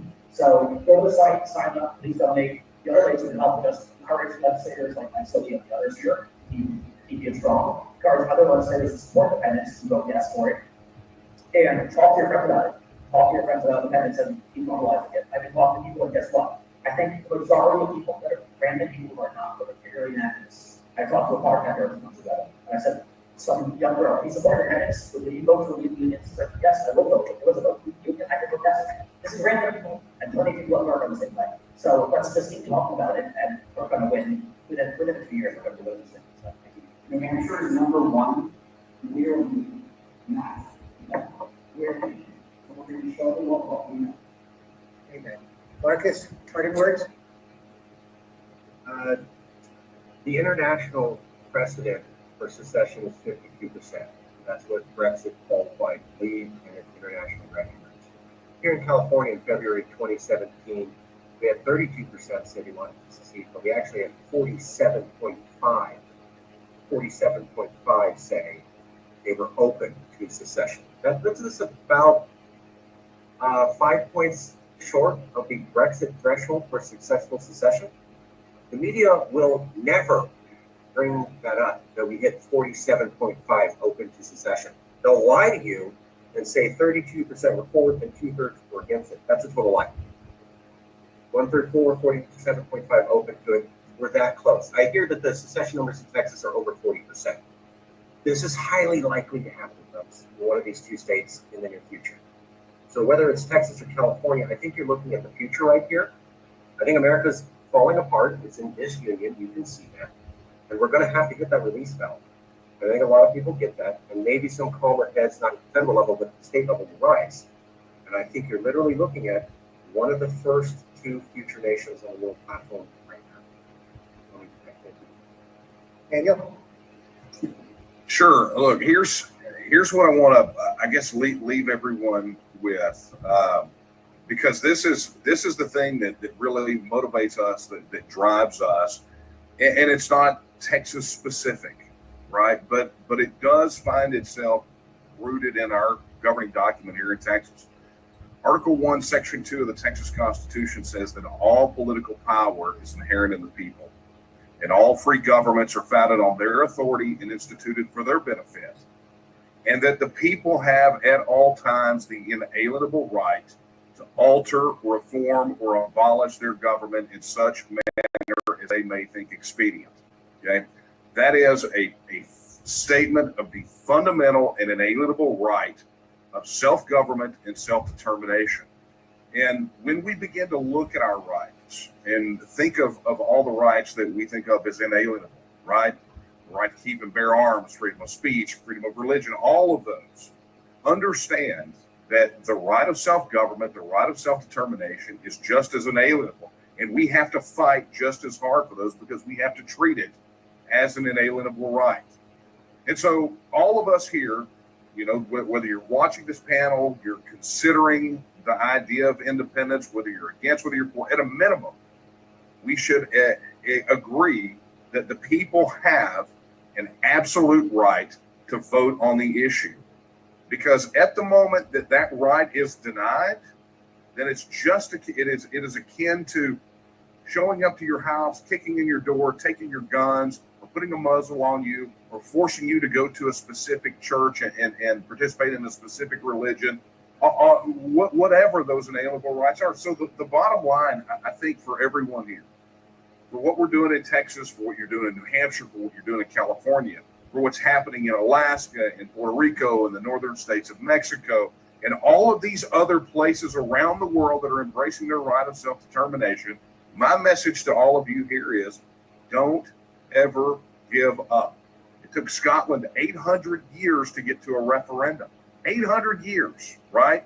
We're all practically wet behind the ears babies at this panel. So we have a long road to go, but the fact of the matter is that we are closer than we have ever been.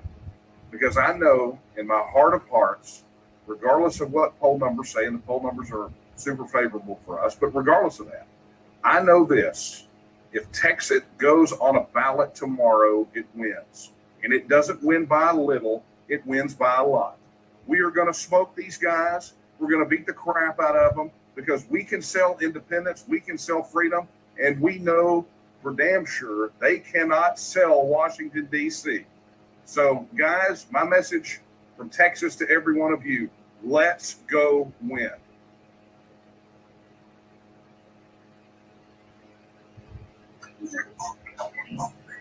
So I just wanted to point out that we are here at PORCFEST, and the Free State Project has been moving people here to New Hampshire for 2 decades.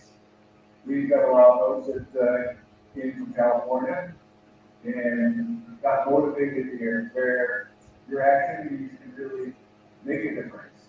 I moved here, never intended to do the legislature, but this is the kind of state that you get put into office pretty easily, and you can make a difference.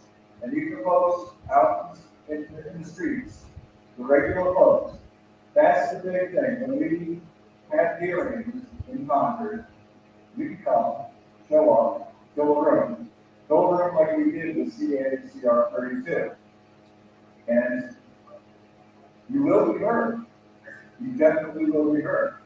That's the beauty of this state, where you really do get people voice right down into Congress, and you can't ignore it. When you have people come and fill a room and have their say, they can vote against it.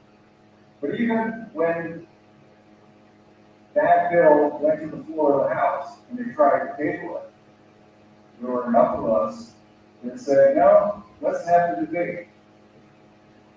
We force the debate. The Democrats want to have the debate. They want to embarrass the politics in this debate. But there are enough Republicans that said no. We'll have a debate. And we'll let the people's voice be heard.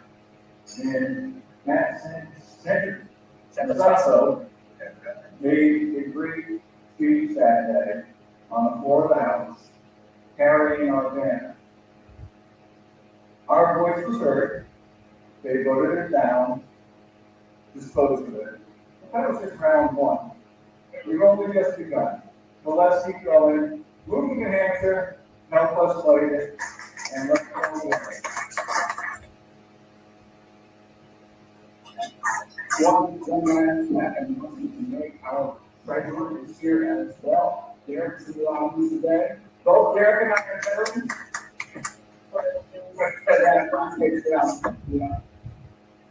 Okay. I just want to thank Mike for everything, Matt for coming here today. I'm sorry? Mark Ward is here. Thank you very much, Mark. You're one of the great 13, right? I'm sorry?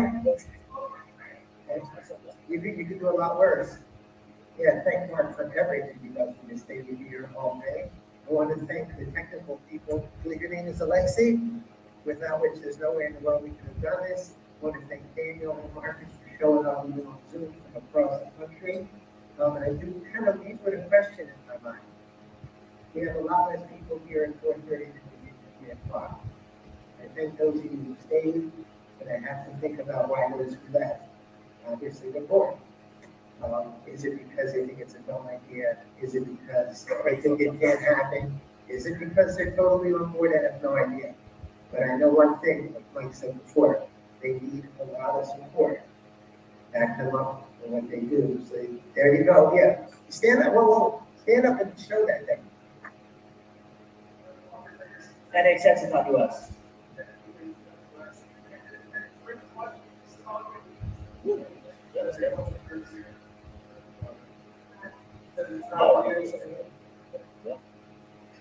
Right, and the president of FNHI's new plate is NH Exit. Something we're very proud about. We'll stick around if anybody wants to argue with us for a little bit. Thank you so much for being here today. Thank you, Bob. Thank you, guys. We'll be here next year. Okay, we're out. Yep, thanks a lot. I pulled the plug. We'll talk to you guys soon. Okay, Thanks a million, guys. You're the best. it was All awesome. right, fellas. Bye.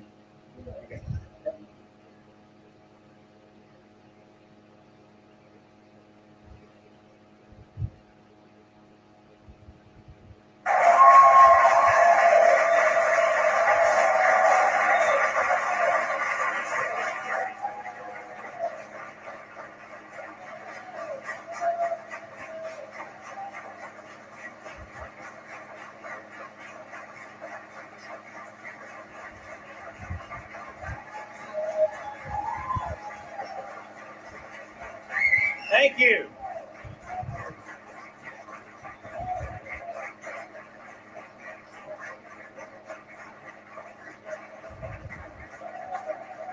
I have to count. There's so many.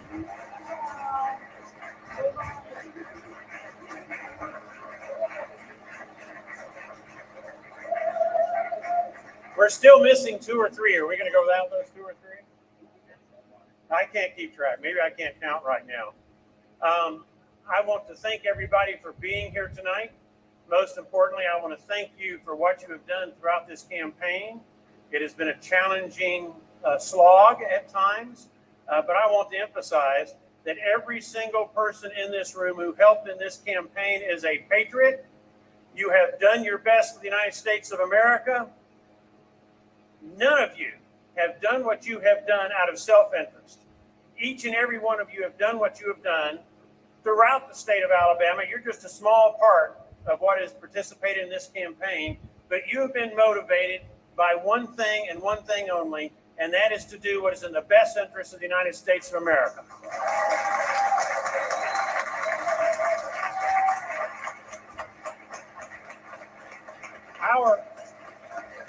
Our campaign is not made up of the folks who want to mooch off of taxpayers or who wants special benefits that nobody else gets. So I want you to know that I am proud of you, and I am proud to have fought for America with each and every one of you, and the fight continues after today. Now,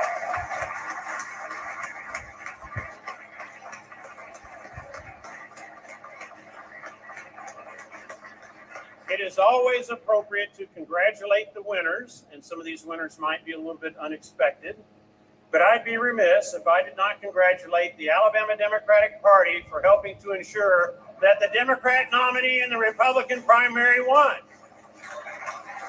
So, congratulations to the Alabama Democratic Party. You know you're on the right side of the issues when you're being opposed in a Republican primary by the executive director of the Alabama Democratic Party. You know you're doing the right thing for America when you're being opposed by the most prominent Democrat in North Alabama, Parker Griffiths, Democrat state senator, Democrat congressman, Democrat gubernatorial candidate, and when he endorses your opponent in a Republican primary, you know you're on the right side. So, congratulations to the Democrats. They now have 2 nominees in the general election, Will Boyd and my opponent, who they endorsed and helped push over the finish line, both in the primary and in the runoff. So congratulations to you. Another group that I'd be remiss if I did not congratulate are special interest groups generally, and more specifically, the special interest groups that support open borders and cheap foreign labor. They worked hard for their values, not values I share. I want border security, but give credit where credit is due. They were involved and engaged in this campaign, giving millions of dollars, directly or indirectly, to help ensure that they got open borders and cheap foreign labor. Now, I disagree with them 100%, but by golly, congratulations to them because they won. I don't hear a lot of cheering about that one. I'm the same way as y'all are. I'm not pleased about congratulating these special interests, but they rule Montgomery. They rule Washington, D.C. They corrupt the public policy debate with the way in which they handle these matters. They fund the campaign so they can do the kind of dirty work that they did in this particular election. I should also congratulate 4 people in particular who put in $15+ million into helping my opponent win by assassinating the good reputation and character of an American war hero, Mike Durant, and doing the same thing to me with brazen dishonesty on a scale that I have never seen in the 40 years that I've been a candidate. So congratulations to those 4 individuals. I'd be remiss if I did not add that if America and Alabama voters do not get smarter, there's no reason to have elections. If we're going to let 4 people determine who the next United States Senator is by putting in $15+ million as they have done, well, they might as well, as the masters of the universe, determine who our rulers are going to be. I don't like it, but that is exactly what has happened in this particular election, where they have defamed the good name and reputation of Michael Durant, and they've done the same thing to me. No holds barred, no respect for the truth, no respect for honesty. I hate it that campaigns have become what they have become. I remember when I first ran for public office, we at least had a news media that would be proactive in disclosing and revealing bold-faced lies. But unfortunately, in Alabama, by and large, the news media has fallen flat on its face and has not been doing its job as the 5th estate. Now, unfortunately, there are also some entities that lost. The Alabama Republican Party lost in a variety of different ways by allowing the Democratic Party to have such influence, not only in this race, but in other races around the state of Alabama. America quite clearly lost. Democrats and rhinos, as you may recall, they are the ones who in 2017 and 2018 defeated our America First agenda. So if you are for border security, if you are for minimizing deficit and debt, if you are for moral values, if you're for the Second Amendment right to bear arms, if you're for free speech, if you're for freedom of religion, If you're for repeal of socialized medicine or Obamacare, if you're opposed to inflation, if you want lower gasoline prices, the list goes on and on. You fall in the loser category because of what happened in the state of Alabama in this election. We are sending to Washington, D.C., assuming that there's a victory for my opponent in the general election. We are sending to Washington, D.C.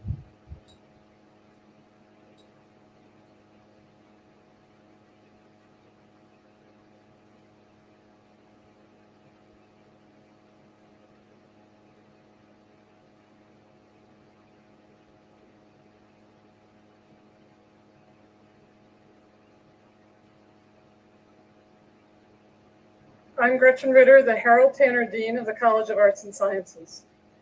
It is a great pleasure to be here with you this evening to explore the question of liberal democracy's future with our esteemed alum, Francis Fukuyama, as part of the College of Arts and Sciences sesquicentennial celebrations in partnership with the Einaudi Center. As a student of history and democracy myself, I am eager to hear what Professor Fukuyama has to share with us today, along with the responses of Professors Katzenstein and Mearsheimer. The questions Professor Fukuyama raised in his landmark essay, The End of History, are as real today as they were when he first asked them in 1989. Recent events, from the reemergence of ethnic nationalism in Russia to the recent actions of the brutal, ideologically driven Islamic State in Iraq, must temper anyone inclined to the liberal idealism expressed in Professor Fukuyama's early work. But whether this suggests we ought to return to a realist vision of history and give up hope in a more progressive future is a question we would all do well to consider. In reflecting on these questions, I cannot help but note that in Cornell's 150th anniversary year, that this was an institution founded in the spirit of the end of history. Under the motto, any person, any study, Ezra Cornell and A.D. White created an institution committed to the ideals of academic freedom and social inclusiveness. Looking back on this heritage 60 years ago, Professor Robert Cushman wrote in 1952 that Cornell was founded as a university devoted to the ideal of a completely free intellectual life. The old restraints, taboos, prejudices, dogmas, and superstition which had warped and suffocated American higher education were to find no place on the Cornell campus. I would contend that that progressive vision, albeit one that has been only slowly and imperfectly realized here, has contributed a great deal to the achievements of this university, its faculty, and alumni over the years. So as we reflect on the role that a tempered idealism or principled pragmatism can have in the world, it is worth recalling not only the moments of hope and idealism that came at the end of World War II or the end of the Cold War, but the role that aspirational ideals have played in the history of great educational institutions like Cornell as well. As we reflect with pride on our own institutional history, we are pleased to welcome one of our most distinguished alum, Francis Fukuyama, back to campus.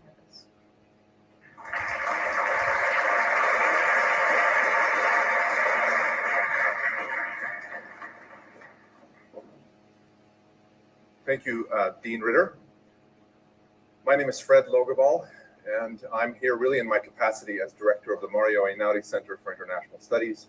I'm also a member of the history faculty, and I serve as vice provost for international affairs. But the Einaudi Center has been part of the planning for this event. And it has been, I must say, an absolute privilege to work with Dean Ritter and with the College of Arts and Sciences, and to be able to put on what I think is going to be an absolutely terrific panel discussion this evening. And I'm grateful, and I want to just acknowledge here the superb efforts of Heike Michelson, who has done so much to bring this together. She works with me in the Einaudi Center and has done a great deal, as I say. Just a word or two about the Einaudi Center.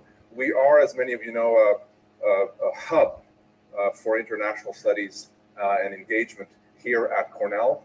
We have been in existence now for more than 50 years. We, among other things, house Cornell's world-renowned area studies programs, and also the Judith Repi Institute of Peace and Conflict Studies, the Comparative Muslim Societies program. So we are, in that sense, a kind of umbrella organization, and are pushing ahead in various ways to strengthen the tradition, the already strong tradition of international studies at Cornell. In addition, we have our own programming, and we do a lot, I think, to try to promote expertise and knowledge of foreign policy, foreign affairs, to bring together both people on campus who have an interest and a knowledge in the area of international affairs, and bring to campus experts from the outside. And I think this evening's event is an example of that. And it's in that capacity, it's such an honor for me to be standing before you and have a chance to say just a few words. And we are privileged, ladies and gentlemen, to have with us this evening three of the world's most renowned experts on international affairs. And I don't use that phrase lightly.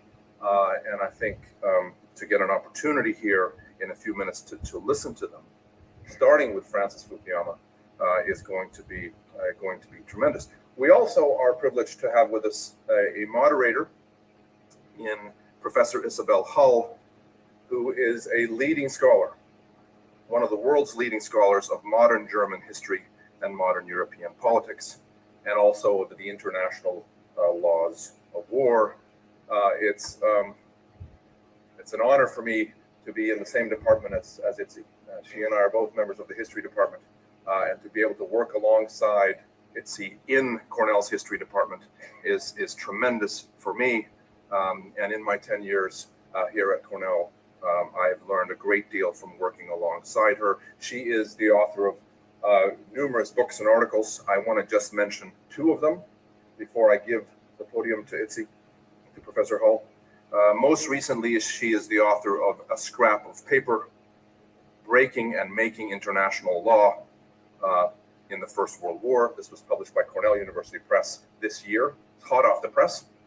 And I note that Hugh Strawn, a great historian, says of this book, it is not only a timely book, it's an overdue one, and its impact on the study of war will be important and game-changing. That's Hugh Strawn.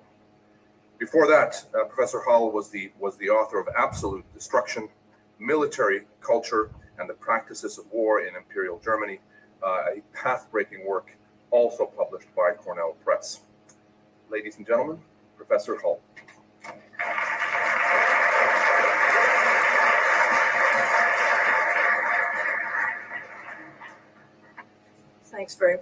Thanks very much, Fred, for that very kind and indeed excessive introduction.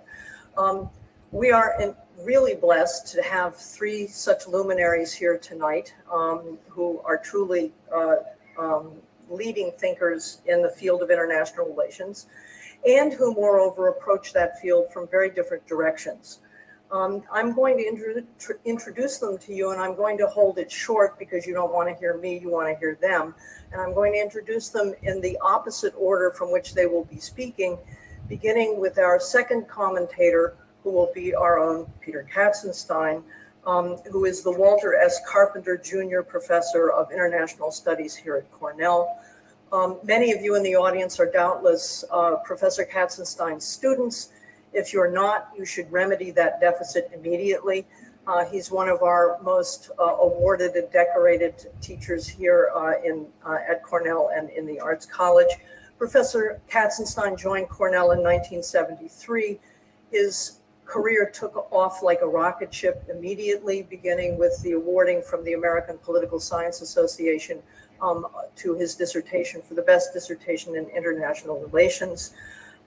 His work combines international relations, comparative politics, Germany, Japan, the United States, and most recently China, with political economy and indeed with also cultural analysis. He is the author or editor of too many books to mention. It is said there are 40 or more. One of them, one of the recent ones on anti-Americanisms, is over on the table there if you're interested afterward in coming over and snapping that up. He is one of the most versatile theoreticians of political science and one of the most innovative.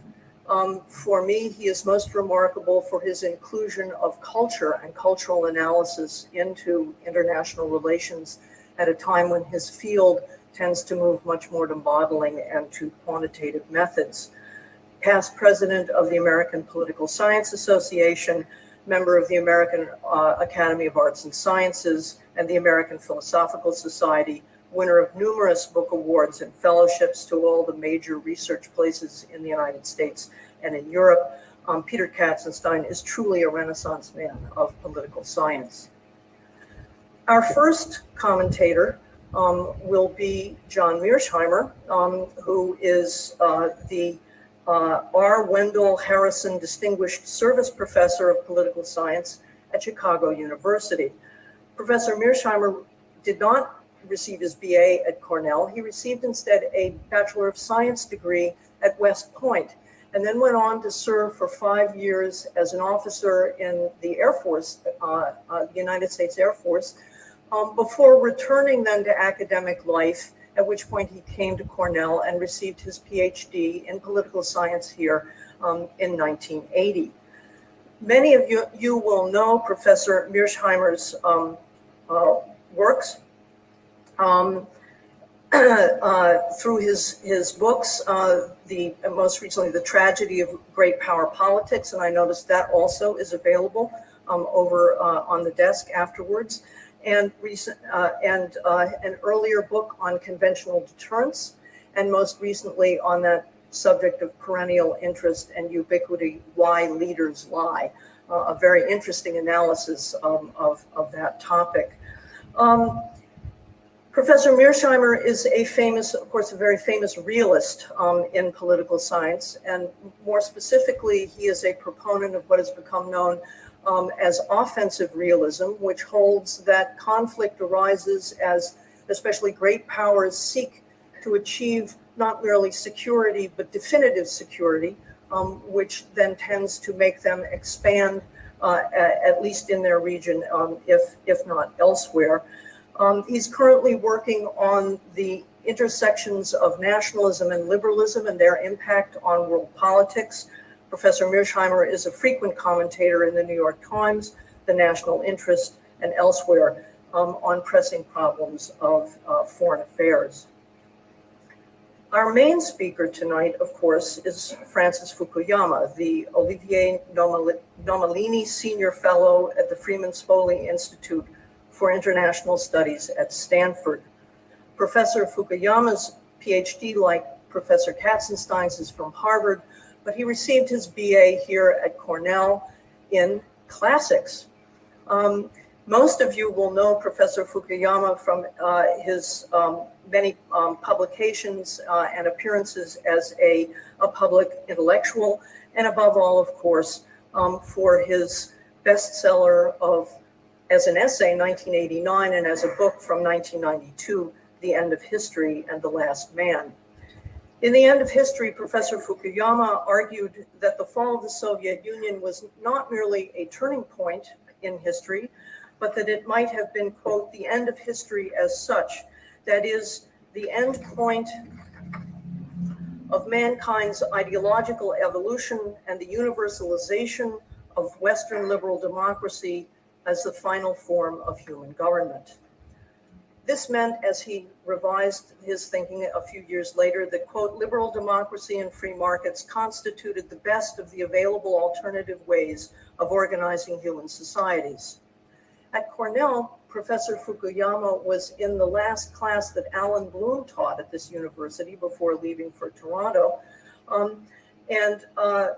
he is, Professor Fukuyama, that is recognized or reckoned as one of the founders of neoconservatism in the United States, a position that is visible in his sharp criticism of deconstruction and postmodern theory as inadequate foundations for a vibrant democracy, and as a quondam champion of an interventionist foreign policy on behalf of the expansion of democratic government and the capitalist economy.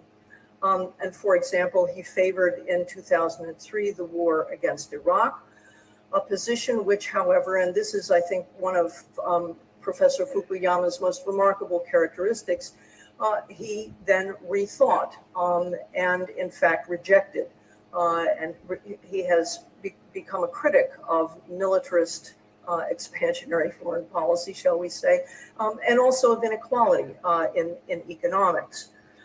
In two recent books, he has explored some of the deepest problems of international relations and development in The Origins of Political Order in 2011, and in its bookend, the Political Order and Political Decay from the Industrial Revolution to the Globalization of Democracy, which just came out and which also is, I note, available over on the table. But despite his rethinking of original positions, he has, I think, not lost his faith in democratic government or in the market economy as the most enduring forms of worldwide political and economic organization. And these will be the subjects of his lecture this afternoon, entitled, "Will Democracy Have Competitors in the 21st Century?" Please join me in welcoming back to Cornell Professor Francis Fukuyama.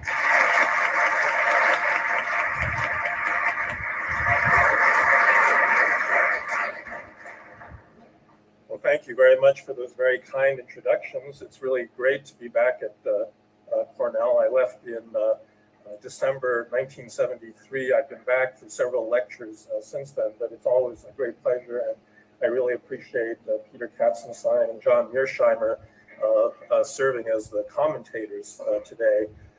When Cornell first approached me to celebrate the sesquicentennial by talking about the 25th anniversary of the end of history, I was a little uncertain as to how to respond, because for the last 25 years, I've been trying to get beyond that essay and move on to another topic, since everybody, anytime anything happens in the world, says, well, what about the end of history, but, it's actually important, I think, to review that argument on the 25th anniversary, because, frankly, the year 2014 has not been a great year in world politics. You have Russia and China, two authoritarian powers that are on the move and with ambitions and claims.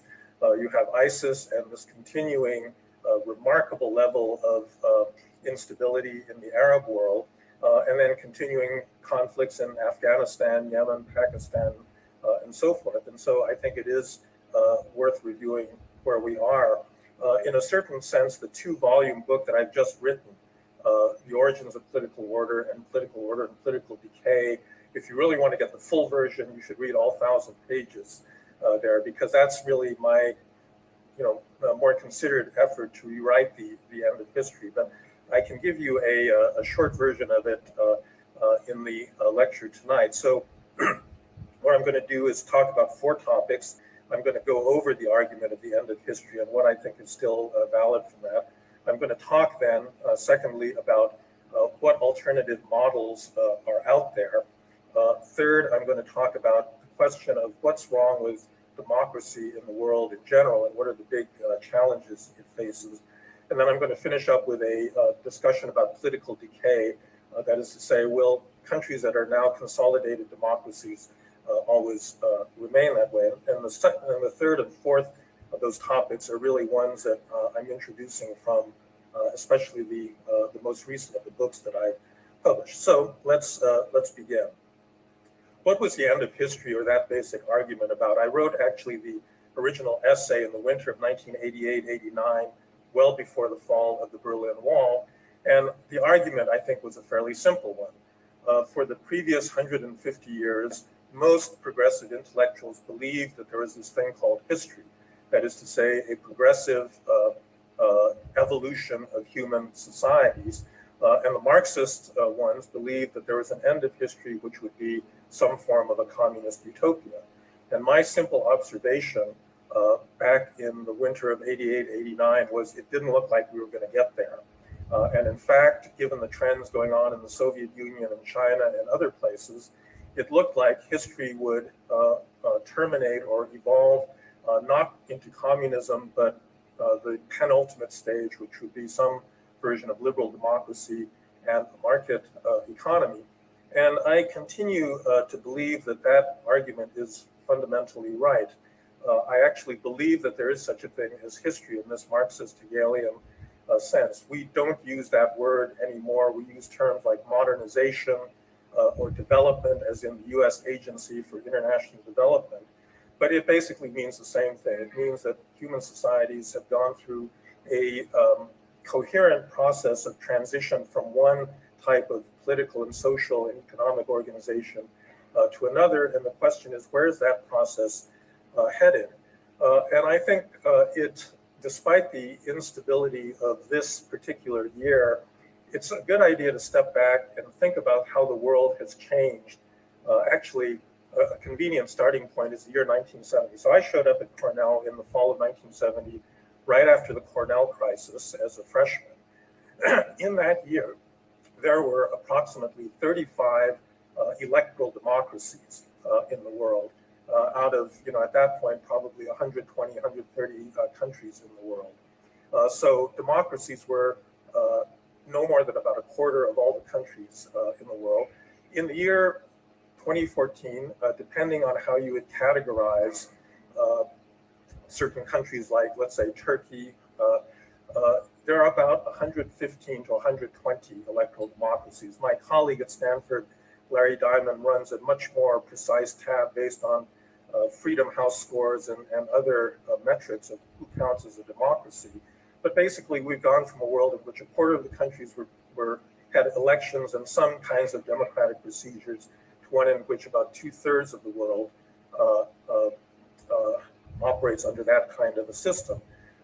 Now, we've had, as Diamond points out, a democratic recession for the last 8 years. So for the last 8 years in a row, aggregate Freedom House scores around the world have been dropping. And there's obviously very troubling things like Russia's behavior vis-a-vis Ukraine and the fact that China seems to be on a roll doing very well as an authoritarian power.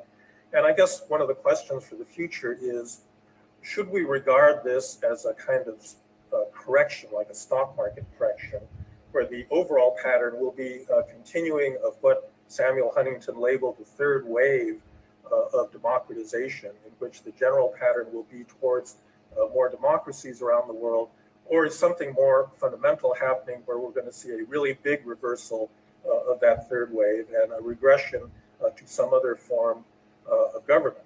Now, the one social phenomenon that I would point out that underlies this political transformation, I think, is a very important one. Since 1970, global economic output has roughly quadrupled. It has quadrupled because we have created a globalized world, a reasonably open capitalist economic order that has been hugely productive. And we've seen massive declines in global poverty in places like India and China. And we've seen the rise of middle classes in many parts of the world. Now, there is a long-standing tradition that goes back to people like Sam Huntington and Barrington Moore that argues that there is a close connection between the rise of middle classes and democracy. It's not inevitable. There are many middle classes that turn against democracy, but by and large, once you reach a certain level of education, own assets that the government can take away from you, there tends to be a greater inclination to want to participate to some degree in political rule, which is the starting point. It's not the completion, but it is the starting point for democracy. And part of the reason that I think this third wave of democratizations has occurred in places like Brazil or Turkey or Indonesia is because of that underlying wave of prosperity and the kinds of social changes that it has brought in its wake. There's no guarantee that that kind of economic growth will continue. We could go back into a protectionist phase as we did in the 1930s, and a lot of those gains could be lost. But I do think that there is a certain social and economic mechanism out there that is pointing us in this direction. Now, but I'm not going to make any predictions about this. I'm not going to stand up here and say in 20 years, the world economy will have doubled again and you'll have more middle classes and more democracy. I think we're just going to have to wait and see. Let's move on to the second topic, which is the question of alternative models, because the argument in the end of history was really that for a society that aspired to be modern, there was really only one, broadly speaking, form of political and economic organization, some form of liberal democracy and some form of market economy. And clearly, if you look around the world today, not everybody does that. And there are alternative models. And the question I think that begs is, if you accept this kind of Marxist framework where you do have a progressive evolution across different societies towards different forms of social organization, is that direction pointing towards an alternative model that would in some sense be higher, more just, more sustainable, more productive along a lot of different dimensions than what we have now in the developed democratic world? And I think we can go over several of them. I actually think that there's only one that has a remote chance of being considered a serious alternative, and that's the China model. But let's run through a couple of the ones that are out there right now. Start with Islam. We have Islamic republics in Iran and Saudi Arabia, in other Islamic monarchies. We have Islamic government in a number of places. Is this the future of mankind? I sort of doubt it, because it seems to me that anyone that is not already culturally Muslim has very little interest in moving in that direction. But I think the Arab Spring actually points to an interesting phenomenon, which is that prior to that uprising, it was very common to say that there was either a Muslim or an Arab exception to the third wave, that there was something about the cultural background of those societies that would not allow democracy to emerge, that they were too passive, they were accepting of authority, and so forth. And I think if there's one thing that the Arab Spring proved, that's not correct. And in fact, I think you can see a lot of the same mechanisms operating in places like Tunisia and Egypt that operated in Ukraine or in Turkey or in Brazil or other places where you have a rising middle class. Those revolutions were driven by exactly that same class of relatively young, relatively educated, urbanized middle class people, as similar revolutions had been driven in other parts of the world. The failure of the Arab Spring, I think, was not a failure in that inchoate desire not to live under a tyrannical government. The failure was one of institutionalization. It was a failure in the ability of people that wanted a democratic society to understand how to institutionalize democracy in a way that would be sustainable. I think this is a problem that more Western-oriented liberal groups in Russia, Ukraine, the Middle East, all of them have had that. They don't know how to organize. To this day, I am absolutely not convinced that the more liberal forces in Egypt, for example, were less numerous than the people that supported the Muslim Brotherhood. What the Muslim Brotherhood had was organization. They knew how to get out the vote. They could go into every rural precinct and get their followers out to the polls, and that's why they won the early elections after the military government stepped aside. And I don't think the story about the democracy in that part of the world is written yet.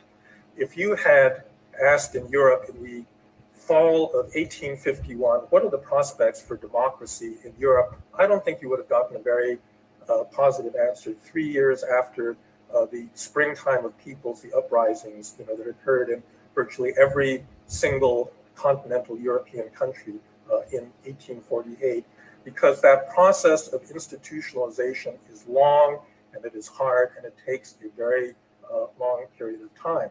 And so I don't think the final story has been written. I do not think that as an alternative, something like the Islamic Republic is terribly viable. If you look at Iran right now, half the population doesn't like the regime.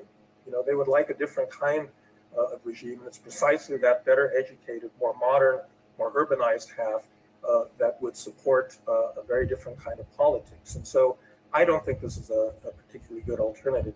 Russia, I think we can dispense with very quickly because the economic model is not a, you know, who's bought a, apart from, let's say, an AK-47, who's ever bought a manufactured product made in Russia? You know, it's a heavily oil-dependent economy. And I also think that the course that President Putin has set this year after the annexation of Crimea makes it a very difficult model to sustain because I think it's going to be inevitably based on external expansion, you know, the reunification of Russians outside of Russia. And we've had experience with that kind of regime before in the 20th century, that you do it to gain domestic support, but internationally it gets you embroiled with all of your neighbors. And for that reason, I think it's not a terribly sustainable model. The most serious alternative is really China. China is heir to a very long-standing civilization. I argued in the first volume in The Origins of Political Order that China not only developed a state early on, it developed a modern state, modern in Max Weber's sense of bureaucratic, rational, impersonal. And they did this really in the 3rd century BC. And in fact, the present Chinese government is an heir to that extremely long Confucian tradition.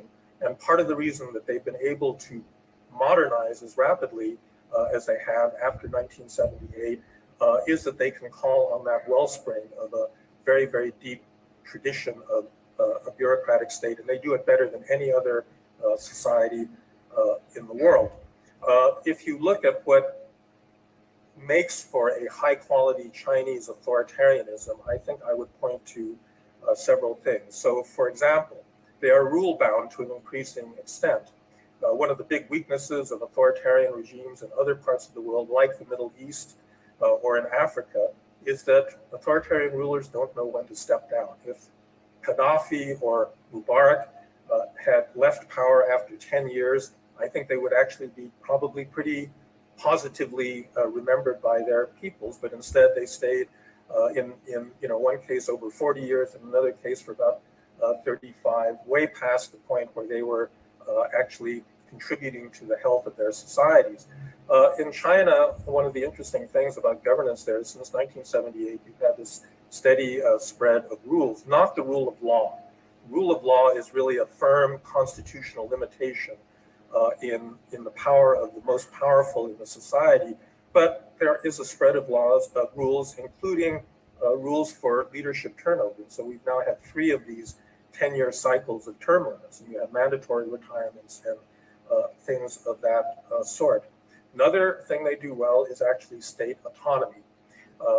There is actually an advantage to being an authoritarian government when you're trying to do important kinds of reforms. If you think about the reforms that Deng Xiaoping accomplished after 1978 in decollectivizing agriculture, creating a market economy, shifting that entire society into a very different form of economic production, you couldn't possibly have done this in a democracy. Not with all of the interest groups and legal restrictions and constraints on power that exist in a modern liberal democracy, but you can do it in a dictatorship because the state is not constrained by either a firm rule of law or by normal democratic politics. And it means that if you want to undertake positive reforms, you can do it much faster and more effectively. So they put up a high-speed rail system costing something like $400 billion, and they do it in 5 years. And I live in California, and we're still putzing around, trying to put up a high-speed rail system between Los Angeles and San Francisco, and I'm not counting on it to emerge any time in my lifetime, I guarantee you.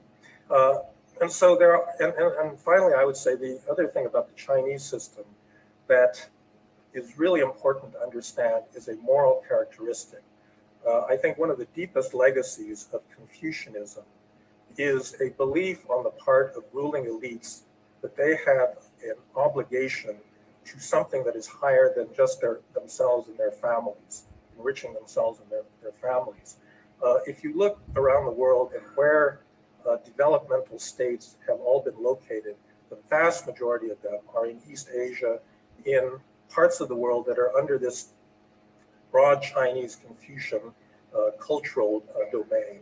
Because in Confucianism, you have a long tradition of training princes to rule justly in the interest of the broader community. And that's why in East Asia, it's been possible. And Peter, among others, has written about this. I mean, this is one of the reasons that they can do things like run an industrial policy, which in Latin America or in Africa or in South Asia gets incredibly corrupted, but in East Asia has actually been turned towards high-speed development. And I think that, Communist Party is very corrupt in many, many ways, but there has still been a developmental focus that they have managed to maintain that is extremely difficult for other authoritarian countries to achieve. So that's the good part. What's the bad part? And I think, in fact, the bad parts of the Chinese system are all the counterparts of the things that I just mentioned as being advantages. Beginning with the moral one, which is that although they are the heirs of this Confucian tradition, they're really confused about this, because the other half of it is Marxist-Leninist, and they can't either genuinely revive that indigenous Chinese tradition or make a break from Marxism-Leninism. And what fills the gap morally for many Chinese is just plain naked self-interest. And it's, I think, hard to run a country for a long period on that basis. The economic model, I mean, this is a more technical issue, but I think has got some real problems. The most unsolvable political problem they've got is what in Chinese, traditional Chinese historiography is called the problem of the bad emperor. So if you have a good emperor, like Deng Xiaoping, because you don't have constraints, you don't have formal checks and balances in the system, you can do a lot of good very, very rapidly. But the same absence of checks and balances means that if you get a bad emperor, you're in big trouble. And most Chinese, I think, would say that they had a pretty bad emperor recently in the form of Mao Zedong, who could, undertake policies leading to the deaths of tens of millions of people because there were no checks on his power in the system. And right now, what you're seeing unfold in China is perhaps another version of that. So Xi Jinping, the new Chinese leader, has been accumulating power on an unprecedented scale in a way that is bursting apart the kind of understanding of collective leadership that emerged since 1978. He bids fair to be the most powerful Chinese ruler since Deng and possibly even since Mao. And this is where I think you have the real vulnerability of that system. We do not know at this point whether he is a good or a bad emperor. We just don't know. You can construct a positive scenario where he's going to liberalize the economy, he's going to break the power of the state-owned enterprises, he's eventually going to open up the Chinese system, or he could just be one of the worst dictators in recent Chinese memory and undo a lot of the rule-bound decision-making that China, that has set China apart as an authoritarian country.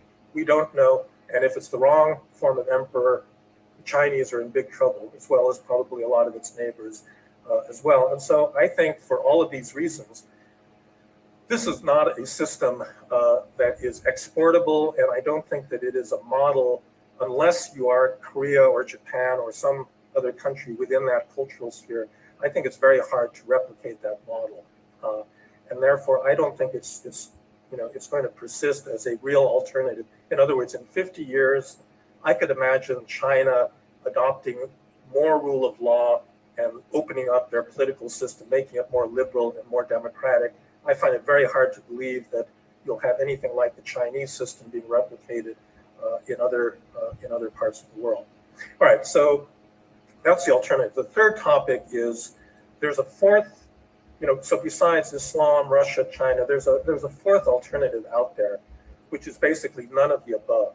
That is to say, the problem in the world is not that there's a superior model of an alternative form of political and economic organization that's waiting to be taken up.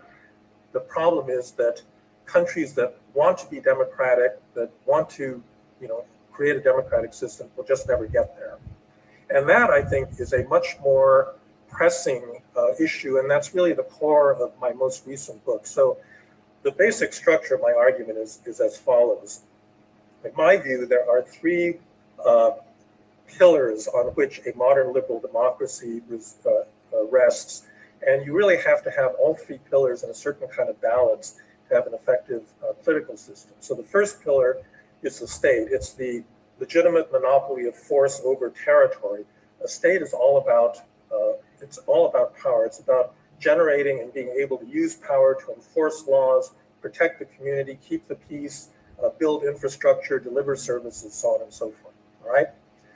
The second institution is the rule of law, not rule by law, which the Chinese do, but rule of law, in which the most powerful actors in the society are constrained by mutually agreed upon rules. If the president or prime minister, king can make up the rules as they go along, that's not the rule of law. The rule of law is fundamentally a constraint. And then finally, third pillar is democratic accountability, which we in the West understand to be a series of procedures, free and fair multi-party elections that are designed to produce substantive accountability, meaning the government has to respond to the wishes of the whole community and not just to the narrow interest of whoever happens to be running the government. And in that structure, there's an inherent tension because the state builds up power and uses power, whereas the rule of law and democracy constrain power, right? And if you are too far at either end of that spectrum, you don't have a happy political order. So obviously, if you've got all constraint, but no state, then you've got Afghanistan, Somalia, Libya, one of these stateless societies in which anyone with an AK-47 can put together a militia and take whatever property they want. That's not a good situation. On the other hand, if you've only got the state without those instruments of constraint, basically you have China. So you have the possibility for good, but you also have the possibility of a really great dictatorship in which rulers use discretion to essentially do whatever they want. And so I think a proper political system really has to have a balance of all three of those institutions. But there's a much more important distinction that I think we political scientists and we policymakers have tended to pay much less attention to than the democratic pillar, and that is the transition from what you'd call a patrimonial or neo-patrimonial state to a modern state. A modern state is an impersonal state. In a modern state, your relationship to the government does not depend on whether you're a friend or a relative of the ruler. It depends on simply your status as a citizen.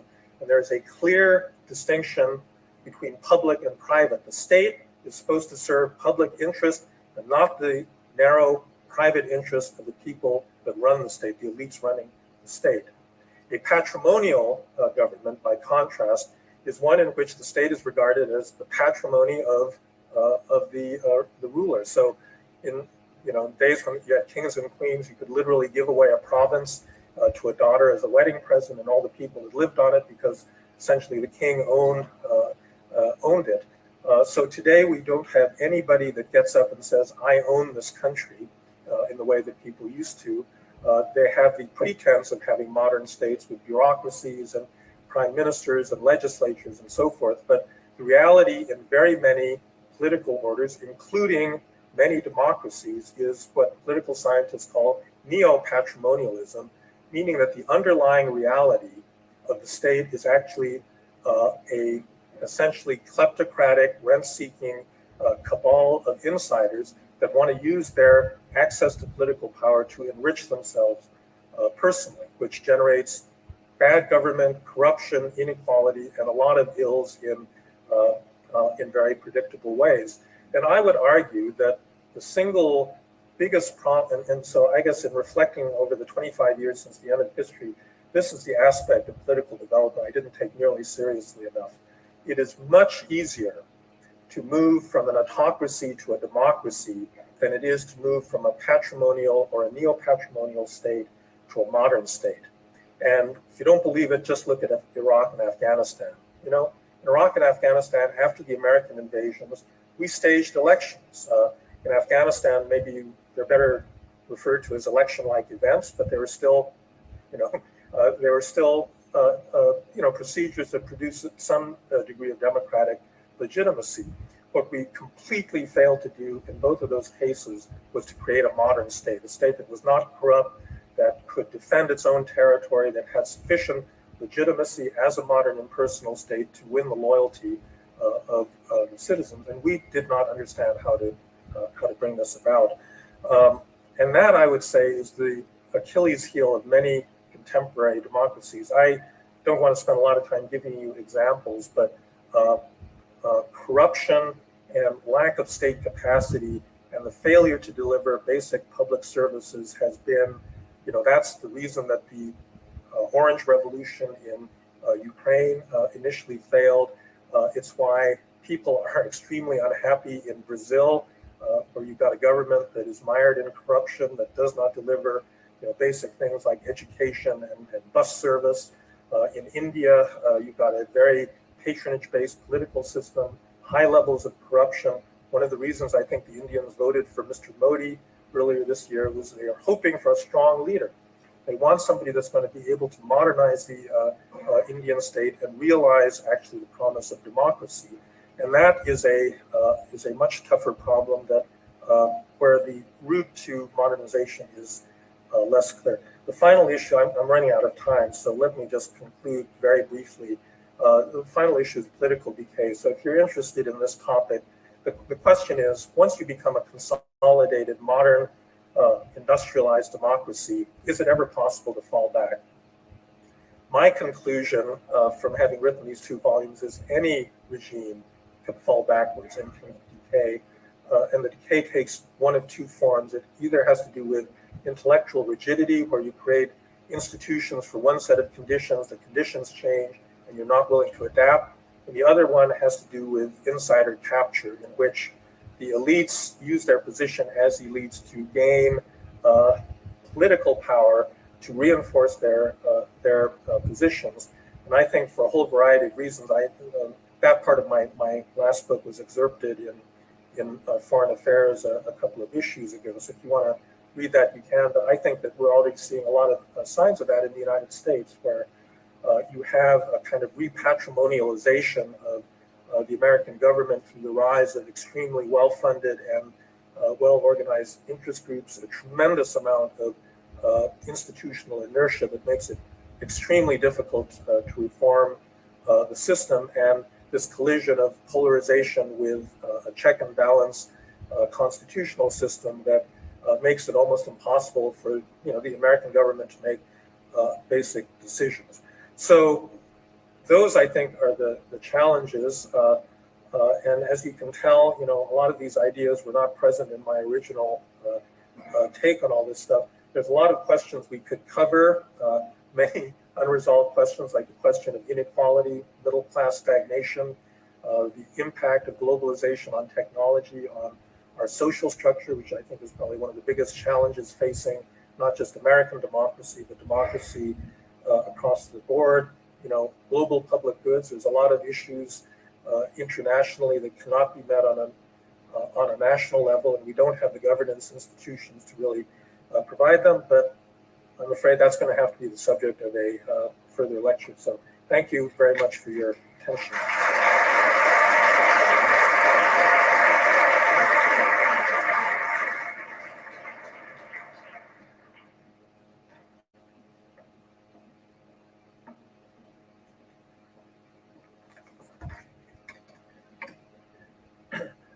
I'd like to start by thanking Professor Hall for her kind introduction, and thank the organizers of this event for inviting me to be here. It's a great pleasure and an honor to be back here at Cornell. I was a graduate student here from 1975 to 1980. I learned an enormous amount, and much of my success in life is due to the education that I received here. And for that, I am forever grateful. It's also an honor to be here to celebrate the 25th anniversary of Frank's famous piece, The End of History. I was actually at the University of Chicago in the winter of 1989 when Frank first gave the talk that became this article in the National Interest. I went to the talk in Social Science 122, and then Alan Bloom invited me to the dinner at the Quadrangle Club afterwards. I remember it very well. I thought at the time, and I thought even more so with the passage of time, that it was a truly important article, hugely influential. And I think it was one of the two most important articles that were written at the end of the Cold War, the other being Charles Krauthammer's famous piece talking about the unipolar moment. But I think Frank's piece was much more important. And I teach it now, and I will continue to teach it in the future because I think it's so important. Nevertheless, I think it's fundamentally flawed. I know Frank is shocked to hear this, and I'm going to mainly focus on my disagreements with the piece. And what I'm going to try to do is not criticize it from a realist perspective, but offer a number of other criticisms that lie outside the realist bailiwick. The way I'd like to proceed is I'd like to talk about what I think was said in the article in 1989, and then talk about what we're talking about 25 years later in 2014. And then I'd like to make 6 points, 3 about the first strand in the argument and 3 more about the second strand in the argument. In 1989, when the piece came out, we focused on 2 different aspects of the piece. The first was the argument that liberal democracy would spread across the globe, and we would eventually reach the point where the globe was populated by nothing but liberal democracies. Liberal democracy was more or less an ineluctable force. And the second strand of the argument was that this would lead to the end of history. And in effect, what Frank was saying was that we would have a very peaceful world. He said at the very end of the piece that one of the big problems down the road would be boredom, because it would be such a peaceful world. The theory was actually based on 2 of the classic liberal theories of international politics, one being democratic peace theory, which I think is the core of the piece, and the other being economic interdependence theory. The one liberal theory that is not in there is neo-institutionalism or liberal institutionalism. But the other 2 are there. And again, democratic peace theory is the heart and soul of it. In the year 2014, we're really just talking about the first strand. And the reason is it's not clear that liberal democracy is on the march. I actually think Frank may ultimately be proved right. I'm not sure, but I think he might be. But at this point in time, it really is an open question. I think if you listen to his remarks tonight and what he's been writing over the past few years, that's clearly reflected. As a result of that, we don't talk about the second strand anymore, because if you're not sure that you're going to get a planet that's populated with liberal democracies, then the end of history argument is really not relevant. But I want to talk about that second strand as well as the first strand tonight, and I want to make 3 points about each. With regard to the first strand, Frank has made a good number of arguments tonight and in his recent writings about the problems that surround democracies and why we don't seem to be in the year 2014 where he thought we would be in 1989. Many other people thought the same thing, of course, but he lays out many of the problems or the difficulties associated with the march of democracy. But I'd like to add 3 more that I don't think he's talked about. First of all, you talk about the spread of democracy, but it's not just democracy that you have to spread, it's also liberalism that you have to spread.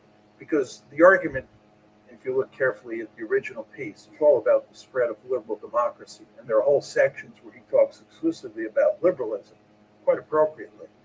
But spreading democracy and spreading liberalism are not the same thing. And when you were talking about spreading democracy in Iraq and Afghanistan, You said the problem is that we also haven't built up enough state capacity so that these states are highly efficient. Of course, that's true, but it's very important to understand that we did not create liberal democracies in Afghanistan and in Iraq. So we're talking here to make his argument work about spreading liberal democracy. And I would argue, and I can't get into it here, spreading liberalism is a really difficult task, more difficult than spreading democracy. Second criticism I would offer has to do with how you talk about attractive alternative models. In the piece, the original piece, he very neatly posits liberalism versus communism and fascism.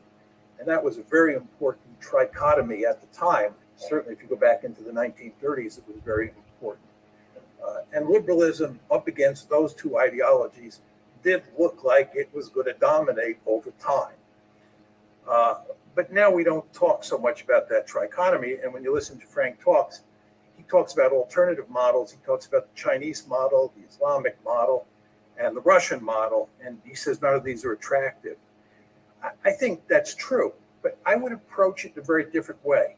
I would talk about the generic concept of authoritarian regimes. I mean, the alternative to democracy is an authoritarian regime.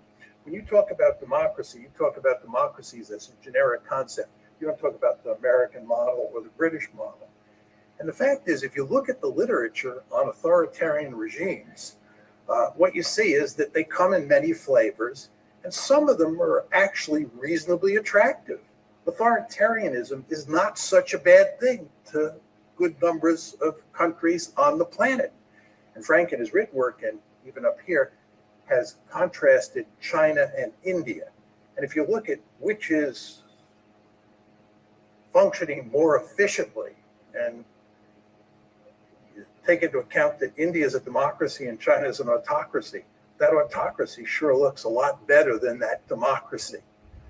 Now, I want to be clear here. I'm very happy I live in a liberal democracy. I do not want to live in an authoritarian state. One of the reasons I don't like fighting wars all over the planet and creating a national security state is because I think it threatens liberalism at home. I want to be very clear on that. So I'm not making the case that I like authoritarian states.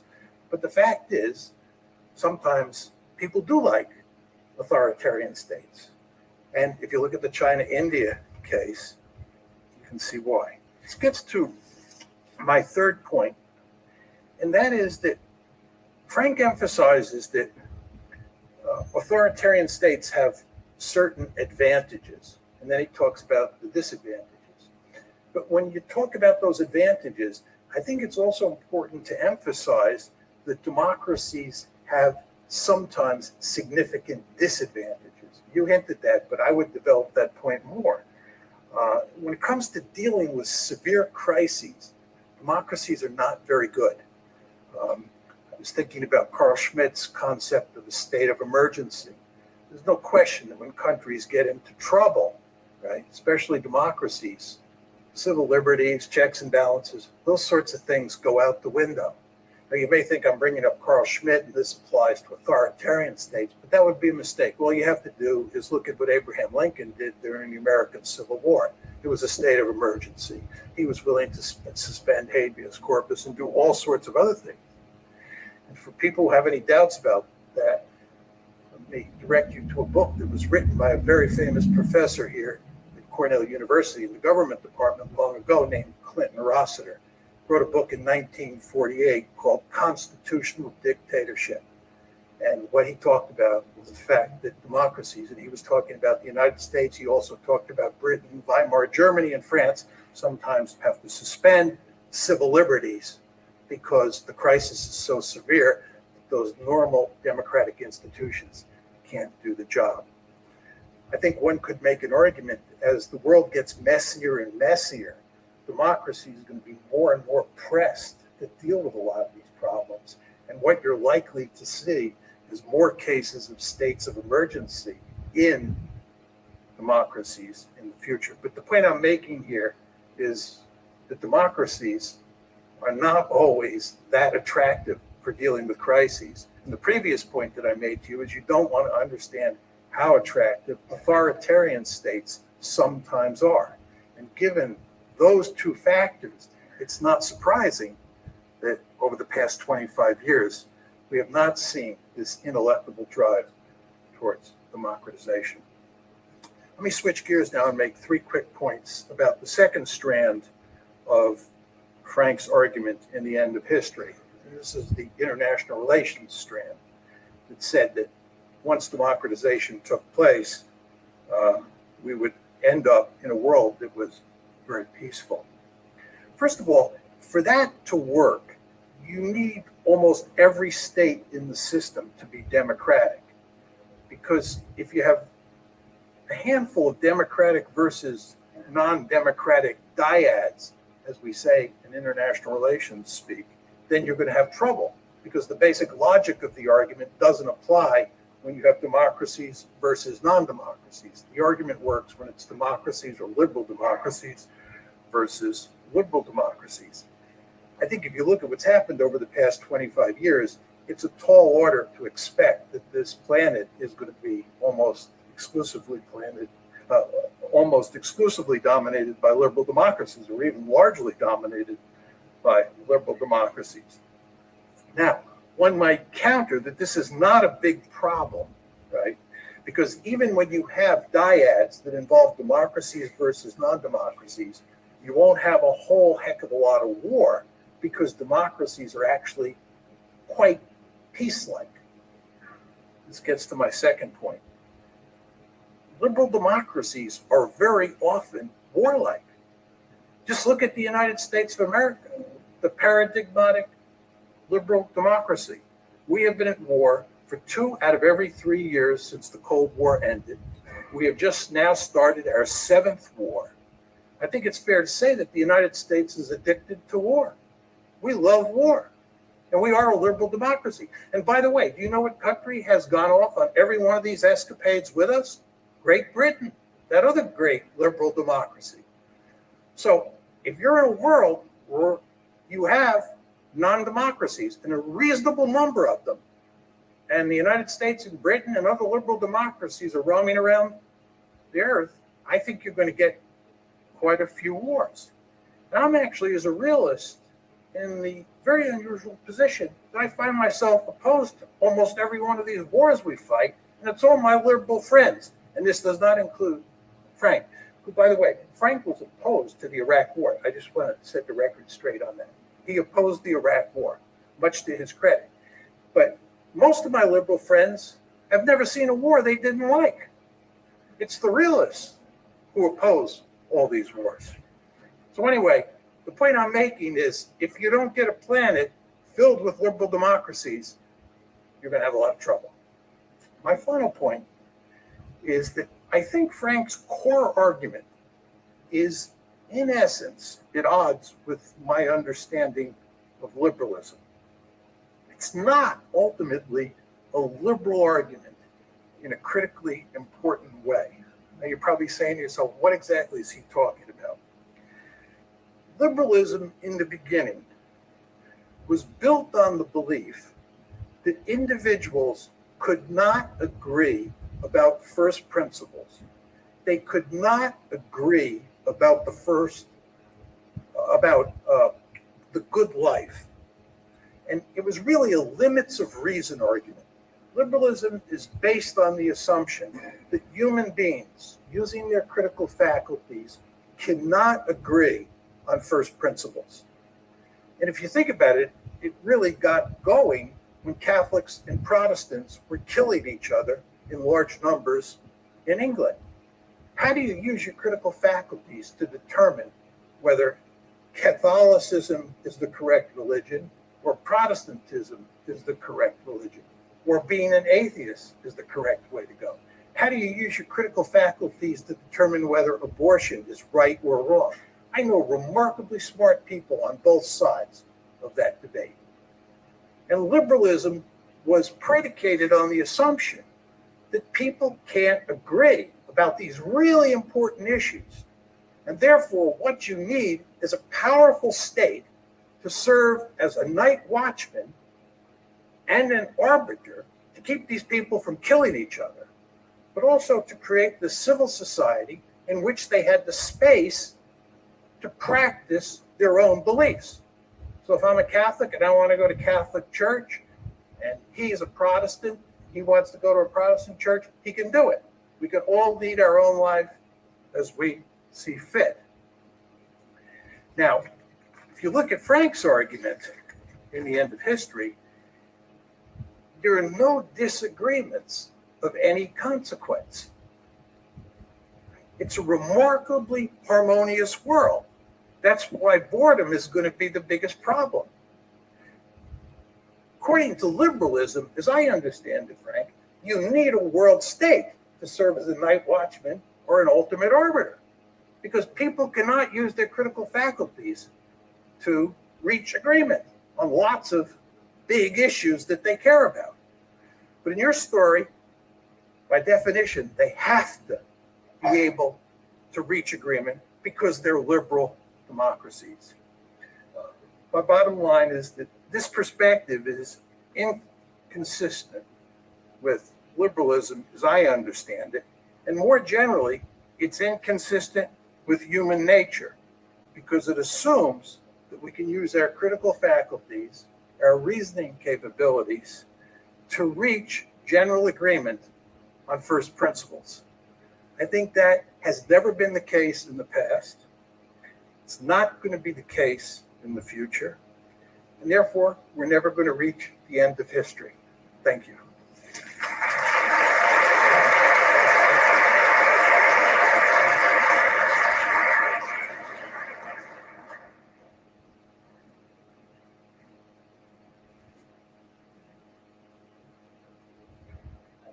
I would like to thank the organizers for including me in this very interesting panel. But most of all, I would like to thank the audience for suffering through this at the end of a long day and still not being done. So I will try to be brief. It is both a great honor and a challenge to comment on Frank's lecture. America gives us many pundits who are really only the second hands of history, always telling the wrong time, as they shout their messages in various echo chambers. Not so Frank, who is an admirable public intellectual, thinking big thoughts, reading widely, and writing important books and consequential articles. And as we just witnessed here, all in a very accessible language addressed to a general audience. I'm taking the liberty of responding to Frank's lecture through the prism of some of his writings since the early 1990s, specifically his argument about liberal democracy as the culmination of the end of history. His last two major books, which inform the lecture we just heard, are looking into the past to understand the conditions that make possible this ultimate triumph, as well as delay its ultimate arrival. The lecture offers a qualified but in the end ringing endorsement of the correctness of his basic message from a quarter of a century ago. History is on the side of liberal democracy. It's qualified because the historical studies of political development and decay show clearly that we cannot predict whether everyone will get on the up escalator of political development. And the US today illustrates something we observe frequently in history: societies stepping on the down escalator of political decay. But the endorsement of the basic message is ringing. Last year in a Wall Street Journal article, which Heike circulated to us, Frank writes, "Even as we raise questions about how soon everyone will get there, we should have no doubt as to what kind of society lies at the end of history." I sense some tension between what is qualified and what is ringing in this analysis. And to bring out that tension, I will make 3 points. First, the primacy of politics is assured by the existence of multiple traditions within liberal democracy. Liberal politics is always contestable and always contested. The end of history will never bring an end to liberal politics. New questions and new answers will always be with us, both big and small, and they will continue to appear and disappear. We are not heading towards a state of political entropy. My second argument: the monumental event of the 20th century was not the end of the Cold War, but decolonization, which has produced a world of multiple modernities that subsumes liberal democracy in an evolving array of various forms of democracies and other political forms of organization. And my third argument: Market liberalism is for Frank a disappointing and anemic endpoint of history, a blending of stultifying technocracy with a consumerism devoid of all spirituality. In the form of financial globalization and its attendant crises, it looks, at least to me, rather like an innovative wrecking operation bent on fundamentally remaking the world under the leadership of American liberal democracy. So my first argument. Frank's lecture focuses on institutions understood as stable, valued, recurrent patterns of behavior. Liberal democracy is a specific array of institutions. But institutions are always imperfect instruments of a power that seeks to control. That power has a twin, which circulates around and undermines the control of institutions and thus creates innovations, new questions, and new answers in politics. China, in my reading, is a system of directed improvisation. Politics is about the interaction between control and circulation. To focus only on the institutional side of politics risks missing an essential ingredient of politics. Each institutional configuration, such as liberal democracy, contains multiple traditions. Liberal democracy is not unitary, defined by an essential core of dogma and practice. Liberalism is an important tradition of US democracy, but it is not the only one. Also worth mentioning, and here I follow Roger Smith, are two others among a potentially longer list. Republicanism in the Roman, not in the elephantine sense, and racism. Liberalism, republicanism, and racism are intertwined, and democratic politics is about restaging the fight between them by remaining attentive to the addition of new strains, such as deep environmentalism, or the reconfiguration of old ones, such as nativist xenophobia. The political tensions and contradictions between different traditions is the defining criterion of a liberal political community. For it is disagreements, not agreements, that define and constitute political communities. What is true of domestic politics is true also of international politics. Varieties of democracies, both liberal and illiberal, will not live in perpetual peace. With some luck, only a subset of liberal democracy may live in peace. Furthermore, the relationship between liberal democracy and peace is complicated, since one of the most liberal of all democracies, the United States, during the last half-century has become militarized and war-prone, as it seeks to control parts of an unruly world it finds distasteful. My second argument about multiple modernities. The end of the Cold War and the fight between East and West was very important. But in a broader perspective, it was not the pivotal event in the 20th century. That, in my opinion, was decolonization and the victory of the South over the North. It vastly broadened the range of human experience with which politics can experiment as we confront the future. At its origin, in the 18th century, Enlightenment in the Industrial Revolution was a European and Western thunderclap. But now, the Enlightenment and Industrial Revolution are no longer Western. They're global. They have created a global civilization of modernity through the categories of thought and practice they have spawned. By hindsight, the potentially deadly conflict between East and West was but different forms of political and economic organization. But it was rooted in a fundamental agreement on the modern project to mold citizens in various institutions, such as schools, factories, and prisons, that help define modernity. This global civilization of modernity is nested in and interacts with other civilizations: American, European, Cynic, Indian, Japanese, Islamic, and among others, and a variety of political and national, ethnic, and religious forms of politics, including states, of course, but also empires, embryonic polities like the EU, and stateless polities such as the Islamic Ummah. Different religious and secular traditions in each of these civilizations lead to different reform programs to cope with the challenges posed by the civilization of modernity. The result is a world of multiple modernities, indirectly through the process of historical evolution, and directly to the influence of the United States and Europe, varieties of democracy, and I mean here the plural, not liberal democracy in the singular, give ample room to what is new and unpredictable. Liberal democracy will prosper together with other varieties of democracies, but in its singular form, it will not define a world of pluralism and plurality. Instead, liberal democracy will be encompassed by the multiple modernities that shape our global world. My last argument. Since the 1980s, finance as the center of capitalist market economies has flourished in the era of deregulation. We have come to understand that finance is creating systemic crises that are not due to exogenous shocks to which liberal market economies must adjust. Instead, these crises are endogenous to the logic of the liberal market system itself.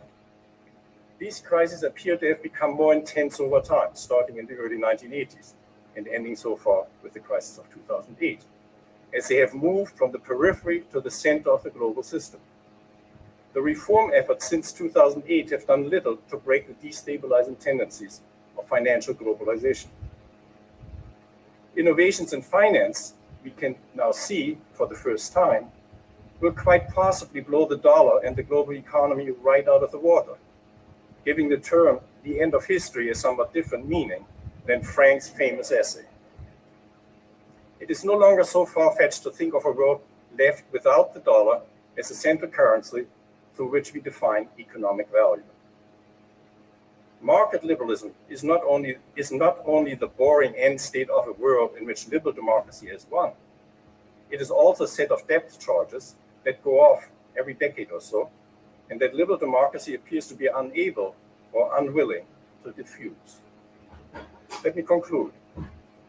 The multiple traditions of liberal democracy, the multiple modernities in world politics, and the destructive potential of financial globalization all cut against the view that we know the kind of liberal democratic society and politics that will emerge at the end of history.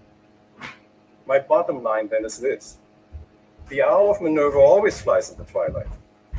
Whether it is dawn or dusk depends on our vantage point and philosophy of history.